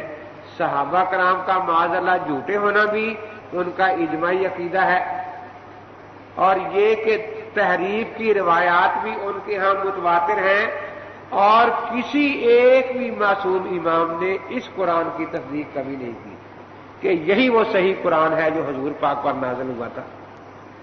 لیکن جب ائمہ کا زمانہ گزر گیا، تقریباً 4 صدی شروع ہو گئی، تو ان میں 4 آدمیوں نے سوچا کہ قرآن کا انکار کر کے پھر اپنے آپ کو مسلمانوں کی لسٹ میں رکھنا یہ بڑا مشکل ہے۔ مولانا عبدالشکور صاحب لکھنوی رحمۃ اللہ علیہ لکھتے ہیں کہ قرآن ان کے لیے گڑ بھرا ہتھیار ہے، گڑ بھرا، تلوار ہو اس کو گڑ لگا ہوا ہو، اگر گڑ چاٹتا ہے تو زبان کرتی ہے، اور اگر چھوڑتا ہے تلوار کسے بچتا ہے تو گڑ بھی ساتھ ہی جاتا ہے۔ فرمایا اگر وہ قرآن کو مانتے ہیں تو صحابہ کو ماننا پڑتا ہے، صحابہ کو چھوڑتے ہیں تو قرآن بھی ساتھ چلا جاتا ہے، قرآن بھی ان کے پاس نہیں رہتا۔ تو اس لیے ایک تو انہوں نے لطیفہ لکھا ہے کہ ایک آدمی مونچھیں اس کی بڑی لمبی لمبی بڑھائی تھی، وہ جب کوئی چیز کھاتا تو مونچھیں بھی اندر چلی جاتی، جب مونچھیں باہر کھاتا تو منہ میں جو کچھ باہر گر جاتا۔ کہتے ہیں اس لیے قرآن کی حیثیت تو شیعوں کے لیے یہی بنی ہوئی ہے۔ اگر یہ قرآن پاک کو ماننا چاہتے ہیں تو صحابہ ساتھ آ جاتے ہیں، صحابہ کو نکالتے ہیں قرآن بھی نکل کے چلا جاتا ہے۔ تو اس لیے صحیح بات یہی ہے کہ شیعہ جو ہے ان کا نہ قرآن پر ایمان ہے نہ ہو سکتا ہے، لیکن شریف مرتضی، شیخ صدوق، ابن بابویہ قمی اور تبرسی، ان 4 نے یہ کہا، 2 کشتیوں میں پھر پیر رکھ لیا۔ اب جب قرآن کی بات آتی ہے وہ قسمیں اٹھاتے ہیں کہ بالکل ہم اس قرآن کو صحیح قرآن مانتے ہیں، بالکل ہم اس قرآن کو صحیح قرآن مانتے ہیں، لیکن جب صحابہ کرام کے بارے میں بحث شروع ہوتی ہے تو کہتے ہیں وہی عثمان ہے جس نے قرآن بدل دیا، وہی عثمان ہے جس نے قرآن بدل دیا۔ और सारे सहाबा खामोश रहे, किसी ने उस्मान को रोका ही नहीं कि कुरान क्यों बदला है। तो ये जो 4 आदमी है इनके पांव 2 कश्तियों में है। जब तो ये कहते हैं कि कुरान माने बगैर इस्लाम का दावा कोई मानेगा नहीं, फिर तो कहते हैं कुरान जो है ये बिल्कुल यही है, यही कुरान है, यही है। आजकल कराची में बकायदा ये खत्म कुरान की महफिलें रखते हैं ताकि लोग समझे कि शिया भी कुरान को मानते हैं कि जी फलां जगह ये नीपा चौरंगी के पास मरकज कुरान सेंटर बनाए हुए बकायदा इन्होंने कि जी फलां तारीख को यहां कुरान खत्म होगा, शिया कुरान खत्म करेंगे। तो बहरहाल उनका भी ये हाल है, जब वो सहाबा के खिलाफ लिखते हैं तो पहला इल्जाम सहाबा पर यही होता है कि अल्लाह के नबी 2 बातें छोड़कर गए थे, एक कुरान और एक अहले बैत। सहाबा वही है जिन्होंने कुरान भी बदल दिया, अहले बैत का हक भी छीन लिया, अहले बैत का हक भी छीन लिया। अब वहां तो ये सब कुछ इनका होता है, और जब दूसरी तरफ आते हैं तो फिर ये कहते हैं कि नहीं, कुरान जो है ये यही सही है, हम इस कुरान को मानते हैं। हजरत मौलाना अब्दुल शकूर साहब लखनवी रहमतुल्लाह अलैह ने अमरोहा के मुनाजरे में यही फरमाया कि देखो भी मैंने अपना अकीदा लिख के रख दिया है कि कुरान पाक जो है ये तहरीफ से बिल्कुल पाक है, कोई तहरीफ इसमें नहीं हुई, एक नुक्ता भी कमी बेशी नहीं हुई। और साथ ये भी लिख दिया है कि जो कुरान पाक की तहरीफ का कायल है वो पक्का काफिर है। आप मुझे 1400 साल में किसी सुन्नी का नाम निकाल कर दे, उसने सराहतन लिखा हो कि मेरा अकीदा यह है कि कुरान में तारीफ हो चुकी है, मैं लिख कर दूंगा कि ये सुन्नी नहीं है, काफिर है। और आप भी अगर तहरीफ के कायल नहीं है तो आप भी ये लिख कर दें, मैं नाम पेश करूंगा कि फलां हजरत अली ने ये कहा है कि कुरान में तहरीफ हो गई। जब जिंदीक के साथ उनका एक मुनाजरा हुआ ना, जो एहतजाज तबरसी में कई सफ़ों पर फैला हुआ है, उस जिंदीक ने इस आयत पर एतराज किया कि वक्तुल यतामा, यहां जिक्र आ रहा है आगे, फन के हु माताबलकुम निसाए मसना व सलासा व रुबा, कि ये यतीमों का जिक्र है, आगे निकाह का जिक्र है, इनमें कोई रबत तो है नहीं, और खुदा का कलाम बेरबत नहीं हुआ करता। फ़इन खिफ्तुम व इन खिफ्तुम है ना, उसने आयत भी गलत पढ़ी, फ़इन खिफ्तुम, तो हजरत अली ने भी गलत ही आयत पढ़ी है, फ़इन खिफ्तुम, वहां तो एहतियाज भी है, ये अल्फाज भी सही याद नहीं थे माज़अल्लाह उनको।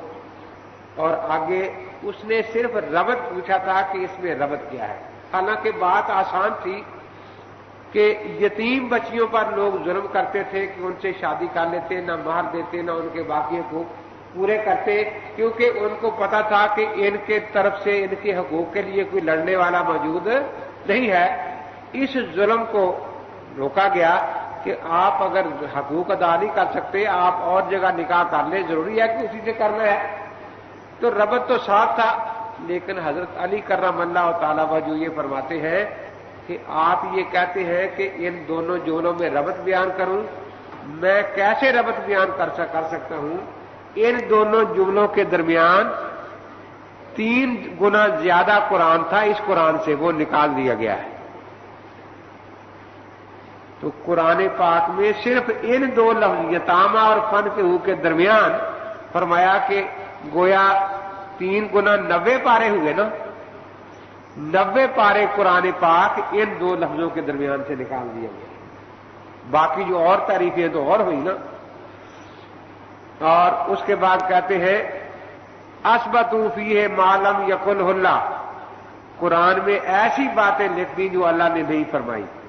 युकीमूना बिहा दाइमुल कुफर, और कुरान में ऐसी बातें लिख दी जिससे कुफर के सतून खड़े हो रहे हैं, यानी ये दावा कुरान का गलत हो गया। ज़ालिकल किताबु ला रैब फीह हुदल लिल मुत्तकीन, ये हिदायत अब नहीं रहा, ये कुरान तो कुफर के सतून खड़े कर रहा है।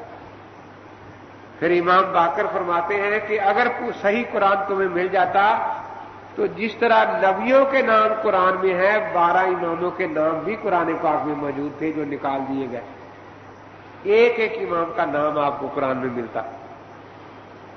तो मौलाना अब्दुल शकूर साहब लखनवी रहमत ने फरमाया کہ میں اس طرح آپ کے ائمہ سے تحریف کے اقوال پیش کروں گا، آپ لکھیں گے کہ یہ معصوم نہیں تھے بلکہ کافر تھے، کیونکہ تحریف کا قائل کافر ہے۔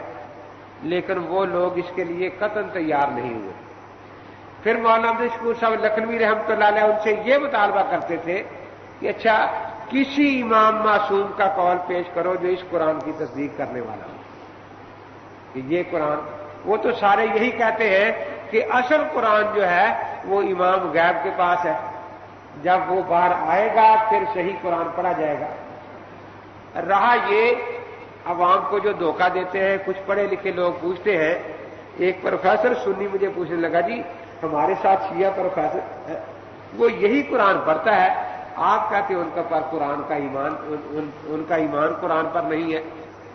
میں نے کہا وہ جو پڑھتے ہیں اس کے ان کی ائمہ نے بتا دیا ہے کہ اسی قرآن کی تلاوت کرو جو غلط ہے، کس لیے؟ تاکہ ان کو زیادہ گناہ ہو جنہوں نے قرآن غلط لکھا ہے، کہ جو قرآن میں تحریف کر گئے ہیں تو جتنا زیادہ غلط قرآن پڑھا جائے گا تو جنہوں نے تحریف کی ان کو گناہ ہوگا نا۔ تو اس لیے ائمہ شیعہ ان کو یہی کہہ گئے ہیں کہ بھئی زیادہ سے زیادہ ختم قرآن کے سینٹر کھولو تاکہ اس میں قرآن پڑھا جائے اور ان کا عذاب بڑھتا جائے، کیونکہ جتنا غلط قرآن پڑھا جائے گا اتنا ہی ان کا عذاب بڑھتا چلا جائے گا۔ تو یہ قرآن اس لیے نہیں پڑھتے کہ ان کو ثواب ہو یا ان کے مرے ہوئے لوگوں کا ثواب ہو، بلکہ اس نیت سے پڑھتے ہیں کہ صحابہ کرام کا عذاب بڑھ جائے، تاکہ غلط قرآن صحابہ کرام کا عذاب بڑھتا چلا جائے گا۔ تو اسی طرح ان کی جو کتاب اصول کافی ہے اس میں باقاعدہ باب ہے، ایک باب کا نام ہے کہ صحیح قرآن صرف ائمہ کے پاس ہے جو اللہ کی طرف سے نازل ہوا تھا، اور یہ بھی لکھا ہے کہ حضرت علی کرم اللہ تعالی وجہ وہ قرآن پاک لے کر آئے مسجد نبوی میں اور صحابہ سے فرمایا کہ یہ وہ اصل قرآن ہے جو نازل ہوا ہے اللہ کی طرف سے، یہ لے لو۔ تو سارے صحابہ نے انکار کر دیا کہ ہم نہیں لیتے۔ حضرت علی کو غصہ آ گیا، فرمایا اب تم کبھی اس کو نہیں دیکھے گا۔ چنانچہ پھر وہ ایسا چھپایا کہ کبھی فرشتوں کو بھی وہ قرآن نظر نہیں آیا۔ ویسے کہتے ہیں کہ غار میں ہے وہ امام غیب کے پاس، اب وہ پتہ نہیں کہاں آئے گا، کب آئے گا اور دنیا کو قرآن پاک کی شکل دیکھنے نصیب ہوگی۔ اب اس کے آنے کا جو وقت ہے وہ یہ ہے کہ جس دن 313 مخلص شیعہ ہو جائیں گے نا دنیا میں، تو وہ سنیوں سے ڈرنا چھپا ہے نا بیچارہ۔ 313 مخلص شیعہ جس دن ہو جائیں گے اس وقت امام غیب باہر آ جائیں گے۔ تو اب اماموں میں ہوتی ہیں، نبیوں والی بھی اماموں میں ہوتی ہیں، لیکن اب دو ہی صورتیں ہیں، یا تو یہ شیعہ آپس میں ایک دوسرے کو مارنا شروع کر دیں تاکہ صرف 313 رہ جائے اور اس کو اطلاع ہو جائے کہ بس اب 313 ہی ہے، اس لیے نکل کر بیچارہ باہر آ جائے۔ آخر اس کو جا کے یقین دلائیں کہ ہم میں خلوص ہے، لیکن وہ سمجھتا ہے، آخر تجربہ کار آدمی ہے کہ علی کے ساتھ شیعوں نے کیا کیا، یہی کرتا تھے نا اپنے اماموں کے ساتھ۔ حضرت علی کا خطبہ موجود ہے نہج البلاغہ میں کہ تم نے میرے سینے کو پیپ سے اور دکھ سے بھر دیا ہے، کاش اگر امیر معاویہ مجھ سے سودا کر لے، وہ ایک آدمی سپاہی دے اور میں اس کے بدلے 1000 آدمی دے دوں تو میں سمجھوں گا کہ سودا سستا ہے۔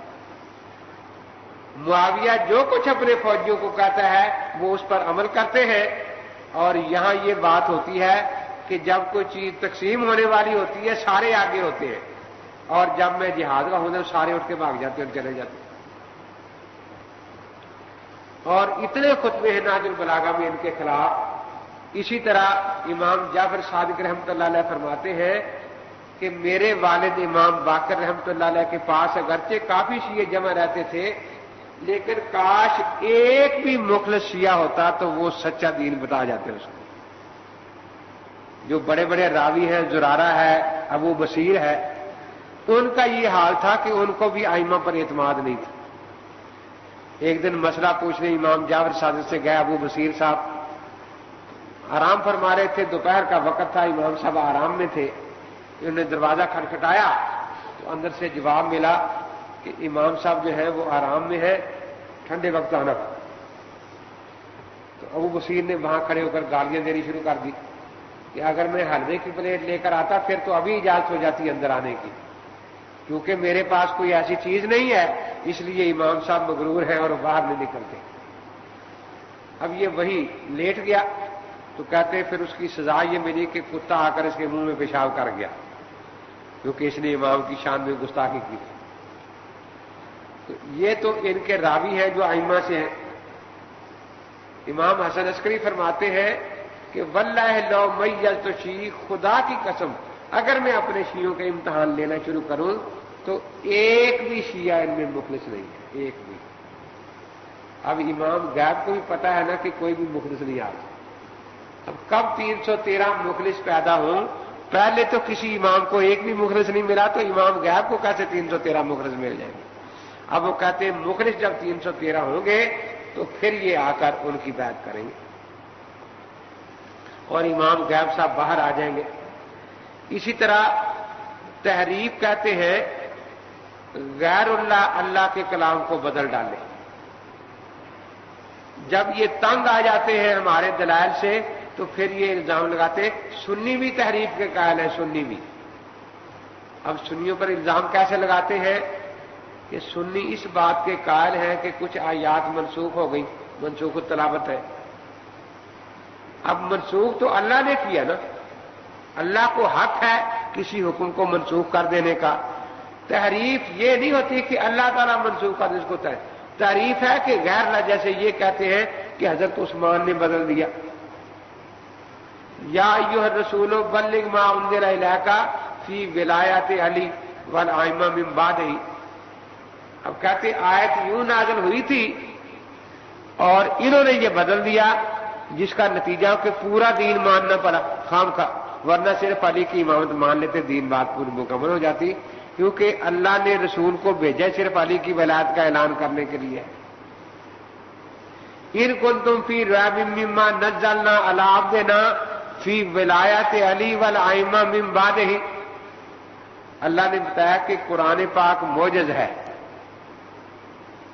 اب اگر اس تو مان لیا جائے کہ آیت یوں آئی تھی تو معلوم ہوا کہ سارا قرآن معجزہ نہیں، صرف وہ آیتیں معجزہ تھیں جن میں حضرت علی کی ولایت کا ذکر تھا اور وہ اس قرآن میں ہے نہیں، تو معلوم ہوا کہ یہ قرآن معجزہ نہیں رہا۔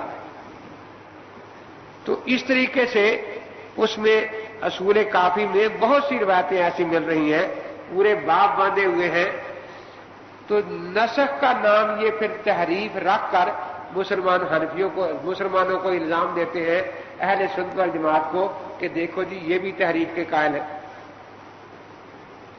سورہ احزاب کہتے ہیں کہ اس میں 70 آیتیں اب نہیں ہیں، تو منسوخ التلاوت ہم کہتے ہیں نا ان کو، ہم نے کبھی اس کو تحریف نہیں کہا۔ اسی طریقے سے یا پھر یہ کرتے ہیں کہ اختلاف قرات کی روایتیں اکٹھی کرتے رہتے ہیں کہ جی فلاں قاری نے ارجلکم پڑھا ہے اور فلاں قاری نے ارجلکم پڑھا ہے، تو معلوم ہوا کہ یا یہ غلط ہے یا وہ غلط ہے، حالانکہ اس کا تحریف کے ساتھ کوئی تعلق نہیں، کیونکہ تحریف کہتے ہیں اللہ کے کلام کو کوئی انسان بدل ڈالے۔ اختلاف قرات تو دونوں پڑھنے کی اللہ کی طرف سے اجازت ہے نا، کہ ارجلکم پڑھ لو یا ارجلکم پڑھ لو، تو یہ اللہ کی طرف سے اجازت ہے۔ اس لیے اب یہ عوام کو دھوکہ دیتے رہتے ہیں، اختلاف قرات والی روایتیں اکٹھی کرتے رہتے ہیں یا نسخ والی باتیں اکٹھی کرتے رہتے ہیں اور ان کو تحریف کا نام دے کر پھر یہ سنیوں پر الزام لگاتے رہتے ہیں کہ دیکھو جی یہ سنی بھی تحریف کے قائل ہیں اور الٹا ڈانٹتے ہم کو رہتے ہیں۔ تو اس سے یہ بات واضح ہوگی۔ دو باتیں میں نے آج کے درس میں عرض کی، ایک تو صحابہ کرام کا مقام اہل سنت والجماعت کے ہاں کیا ہے، وہی جو قرآن پاک نے بیان کر دیا، اور رافضی جو ہے ان کے ہاں صحابہ کرام کا مقام کیا ہے۔ دوسرا یہ کہ قرآن پاک جو خدا کی آخری کتاب ہے، اس پر نہ شیعہ کا ایمان ہے اور نہ ہو سکتا ہے۔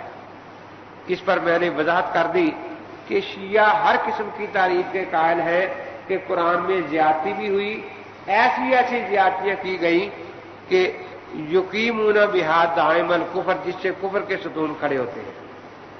इसमें कमी भी हुई, आइमा के नाम निकाल दिए गए। कहते अबू बकर उमर वगैरह का नाम मुनाफिकों में दर्ज था कुरान पाक में सब कि ये मुनाफिक है, और हजरत उस्मान ने जब कुरान जमा कराया तो इनके नाम निकाल दिए ताकि लोगों को पता न चल जाए माज़ अल्लाह कि ये मुनाफिक है। तो तहरीर कमी कभी कायल है कि इसमें बहुत सी आयतें निकाल दी गई, बहुत से अल्फाज कहते बदल दिए गए। अल्लाह ताला ने आयत नाज़िल की वसलामुन अला आले यासीन, और उस्मान ने कर दिया इलियासीन, आले यासीन को बदल कर, क्योंकि आले यासीन तो अहले बैत है ना, यासीन हुजूर पाक का कहते नाम है, तो इसलिए इन्होंने आले यासीन को इलियासीन कर दिया। सिरात अली था, उसको सिरातुल अलैया कर दिया। वइज़ा कराता वइज़ा फरगता, सूरह अलम नशरा, इज़ा फरगता फनसब, कहते फनसब नहीं था, फनसिब था कि नमाज से सलाम फेरते ही अली को अपना वलीआहद मुकर्रर कर दो, खलीफा बना दो, फनसिब। तो हजरत अली रसूल पाक सल्लल्लाहु अलैहि वसल्लम हर नमाज से सलाम फेर कर अली की नबूवत का ऐलान करते थे, लेकिन फिर भी दुनिया में माना किसी ने नहीं। तो इस अंदाज की तहरीफात, फिर ये कि आयत ततहीर जो है इसका मुकाम बदल दिया, तरतीब बदल दी, खामखा अज़वाज मुतहरात के दरमियान में इसको रख दिया ताकि लोग धोखा खा जाएं और इससे अज़वाज मुतहरात मुराद ले लीजिए। तो गोया हर किस्म की तहरीफ, उर्दू में इनका तर्जमा फरमान मिलता है, फरमान अली, तर्जमा मकबूल मिलता है, अक्सर जगह हाशियों पर यह मिलता है उर्दू में लिखा हुआ कि ये आयत यूं थी और यूं कर दी गई, ये आयत यूं थी और यूं कर दी गई। साफ तहरीफ का इकरार वो करते जाते हैं, लेकिन अब ये लोगों से डर कर कहते हैं कि जी हम तहरीफ के कायल नहीं हैं। वो मैंने गालबन पहले वाक़या सुनाया था, एक दिन मैं उकाड़े की गोल चौकी मस्जिद में असर की नमाज पढ़ने चला गया, जमात हो चुकी थी। मौलवी साहब के पास 10-12 नौजवान बैठे थे। अब मैं गया तो सारे मेरी तरफ देखने लगे। मैंने जो नमाज पढ़ी तो एक नौजवान आया कि मौलवी साहब आपको याद फरमा रहे हैं। मैं चला गया, उन्होंने एक तहरीर मुझे दी कि ये 10-12 क्लर्क हैं मिल के, इनमें शियों के साथ आपस में ये तय हो गया था, इन्होंने कहा था कि शियों में हाफिज कुरान कोई नहीं होता। अब वो 2 आज हाफिज कुरान ले आए हैं शिये। इन्होंने लिखा था कि अगर शिया हाफिज कुरान दिखा दें तो हम शिया हो जाएंगे। अब वो कहते हैं कि लाओ अपने हाफिज को ले आओ, तो इनसे कुरान सुने और तुम शिया होने का ऐलान करो अपनी तहरीर के मुताबिक। अब ये आकर बैठ गया, कहने लगे जी आप हम क्या करें, वो 2 हाफिज ले आए हैं। मैंने कहा ये कोई शरई मसला तो नहीं है, वैधानिक बात है कि इनमें हाफिज कुरान कोई नहीं होता। लेकिन अनपढ़ लोग मुनाजरे भी तो अजीब रख लेते हैं। एक आया जी मुनाजरा करना है, मैंने कहा किस बात पर, ईसाइयों से। मैंने कहा किस बात पर, कि वो ईसा की वालदा मरियम का नाम कुरान से दिखाएंगे और हम हजूर पाक की वालदा आमना का नाम कुरान से दिखाएंगे। अगर हम बीबी आमना का नाम कुरान से ना दिखा देंगे तो हम ईसाई हो जाएंगे। मैंने कहा उनका नाम तो कुरान में नहीं है। क्यों जी, फिर हम सच्चे नहीं हैं? मैंने कहा अब जितनों की माओं का नाम कुरान में नहीं है, उनकी माएँ दुनिया में नहीं थी। उनका तो चूंकि बाप नहीं था इसलिए तारफ के लिए मरियम का जिक्र करना पड़ा, क्योंकि वो कहते थे खुदा का बेटा। अल्लाह ने बताया नहीं, मरियम का बेटा खुदा का नहीं है। तो मैंने कहा ये मसला तो कोई नहीं है कि जी आप फिर हम क्या करें। मैंने कहा चलो आज तो मैं जान छुड़ा देता हूं तुम्हारी, लेकिन आइंदा मुनाजरा रखना हो तो मशवरा करके रखा करो कि बाकी हमारी तो आज जान छुड़ा दे। मैंने कहा ठीक है। हम चले गए। अब वो पूरे जिले के शिया इकट्ठे थे। जब उन्होंने मुझे देखा, उनका सदर बुशारत उसका नाम था, वो भागा आया, सलाम अलैकुम जी। वालेकुम सलाम। कि जी मुनाजरा तो यहां नहीं है। मैंने कहा कुछ होगा ही ना। नहीं जी बिल्कुल यहां मुनाजरा नहीं है, आप तहरीर पढ़ लें, मुनाजरा नहीं है। मैंने कहा अच्छा। बैठ गए। मैंने कहा आप तहरीर पढ़ के सुना दे। उसने तहरीर सुना दी कि शियों में कोई हाफिज कुरान नहीं होता। ये एक हाफिज अब लाहौर से लाए हैं और एक हैदराबाद से लाए, ये 2 हाफिज बैठे। آپ قرآن سن لیں ان سے جہاں سے سننا ہے۔ میں نے کہا مجھے تو یہی پتہ نہیں کہ یہ شیعہ ہے یا نہیں، تو بعد میں دیکھیں گے حافظ قرآن ہے یا نہیں۔ کہ اچھا جی آپ تسلی کر لیں۔ میں نے لکھ کر سامنے رکھا کہ اگر آپ شیعہ ہیں تو ہمیں لکھ دیں کہ ہمارا اس قرآن پر کوئی ایمان نہیں، ہمارا اس قرآن پر کوئی ایمان نہیں۔ وہ تو شور مچا دیا سب نے کہ دیکھو جی وہ کہتے تھے شیعوں میں حافظ قرآن کوئی نہیں ہوتا، یہ آگے کہتا ہے شیعوں کا قرآن پر ایمان ہی نہیں ہوتا۔ میں نے کہا جتنا کسی کو علم ہوتا ہے اتنا ہی بتاتا ہے نا، ان کو اتنا علم تھا انہوں نے اتنا بتا دیا، مجھے یہ علم ہے میں نے یہ بتا دیا۔ میں نے کہا اگر آپ شیعہ ہیں تو لکھیں کہ ہمارا اس قرآن پر کوئی ایمان نہیں ہے۔ تو وہ کیسے لکھے؟ شور مچ گیا۔ خیر اتنے میں وہ تو شور مچا رہے ہیں اور ان کو فکر پڑی ہوئی ہے حافظوں کو۔ تو ایک مجھے آہستہ سے کہتا جی آپ کون سا رکوع سنیں گے، کس صورت کا سنیں گے؟ میں سمجھ گیا کہ یہ حافظ بھی ایسے ویسے ہی ہے۔ دوسرا بھی جی بتا دیں ہمیں کہ کس صورت کا کون سا رکوع سنیں گے؟ میں نے کہا تحریر میں رکوع نے لکھا، قرآن لکھا ہوا ہے۔ آپ آگے مصلی پر کھڑے ہوں گے، پیچھے 20 حافظ سنی کھڑے ہوں گے، تیرا قرآن سنیں گے، مصلی پر کھڑے ہوں گے۔ اب مصلی پر قرآن سنا تو وہی سنا جس نے مصلی کا تجربہ کیا ہوگا۔ اچھا بھلا یاد ہو تو آدمی بھول جاتا وہاں جا کے۔ تو میں نے کہا یہ قرآن لکھا ہوا ہے، رکوع نہیں لکھا ہوا، یا صورت نہیں لکھی، کوئی صورت سن لی ہے، قرآن لکھا ہوا ہے۔ پورا قرآن آپ کو آگے کھڑے کریں گے اور 20 یا 10 15 یا 20 حافظ ہمارے پیچھے کھڑے ہوں گے اور آپ سے پورا قرآن سنیں گے مصلی پر کھڑا۔ وہ دونوں کھڑے ہو گئے، نہیں ہم نہیں سنا سکتے۔ یہ کوئی طریقہ ہے پورا قرآن مصلی پر کھڑے ہو کے سنیں گے؟ اب وہ شیعہ ادھر شور مچا رہے ہیں کہ دیکھو یہ کہتے قرآن کو نہیں مانتے۔ میں نے کہا بھی وہ نہ شیعہ نکلے نہ حافظ ہی نکلے، وہ دیکھو بھاگے جا رہے ہیں، ان کو روکو۔ وہ کہو بیٹھو تو صحیح، کہتے بیٹھے، وہ کہتے مصلی سننا ہے، پورا مصلی پر کھڑے ہو کے قرآن سننا ہے، تو ہم کیسے سنائیں گے مصلی پر کھڑے ہو کر قرآن؟ وہ کہو بیٹھ تو جاؤ نا، کہتے کیوں بیٹھے ہم کہاں کا بیٹھے؟ وہ کہتا ہے قاری ہمارے آ رہے ہیں، حافظ آ رہے ہیں، مصلی پر کھڑا کریں گے، پیچھے کھڑے ہوئے قرآن سنیں گے۔ وہ بھاگ گیا۔ مقصد یہ ہے وہ بیچارے جو ہمارے کلرک تھے وہ بڑے خوش ہوئے، کہنے گے اچھا ہوا آپ نے ہماری جان چھڑا دی، ورنہ یہ تو ہمیں بہت تنگ کر رہے تھے۔ تو یہ دو باتیں میں نے آج عرض کی ہیں۔ وآخر دعوانا ان الحمد للہ رب العالمین۔ اب یہ آپ کی چٹیں بھی دیکھ لینا۔ مروان جس کو شیخان نے اپنی خلاف سے مدینہ نے نکال دیا تھا، لیکن عثمان نے اس کو مدینہ میں رہنے کی اجازت کیوں دی؟ اچھا یہی غلط ہے کہ مروان کو وہاں سے نکالا تھا، اصل میں مروان کے باپ کو نکالا گیا تھا، حکم کو، کیونکہ وہ مسجد زراعہ والا جو قصہ تھا نا، تو یہ منافقوں کے ساتھ سازش میں شریک تھا، اس لیے حکم کو نکال دیا گیا تھا، یہ طائف میں جا کر آباد ہو گیا تھا۔ تو شیخین نے بھی ان کو آنے نہیں دیا حکم کو، تو یہ حکم اور مروان وہی رہے۔ حضرت عثمان کا چونکہ یہ قریبی رشتے دار تھا، اس لیے حضرت عثمان نے یہ کہا، ابو بکر صدیق سے بھی کہا کہ میں نے حضور پاک سے اجازت لے لی تھی کہ حضرت اب تو حکم بڑا بوڑھا ہو گیا ہے اور اب وہ کوئی فتنے وغیرہ میں حصہ نہیں لے سکتا، تو وہ علت ختم ہوئی، آپ اجازت دے دیں۔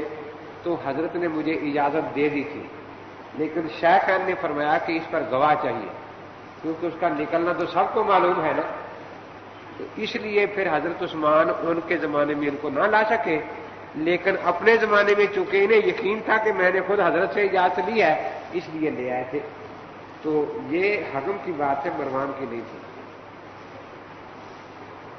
کیا ابو بکر عمر فاروق نے اپنے عمر فاروق مروان کو 10 سال 10 میل تک اپنی سے نکال دیا تھا۔ جب دور عثمان آیا تو انہوں نے مروان کو یہ بھی وہی بات لکھی ہے، مروان کا قصہ لکھا ہے، حالانکہ وہ قصہ اس کے بعد حضرت عائشہ کے سامنے یہ آتا ہے، وہ مکین تو کیا عائشہ نے اختر کتاب پھر مصدرک کانا صحیح رسنات، یہ تو مصدرک دیکھنے سے پتہ چلے گا یہ کیا قصہ ہے۔ مستدرک کی کس نے لکھا؟ جن کا کو پتا ہے؟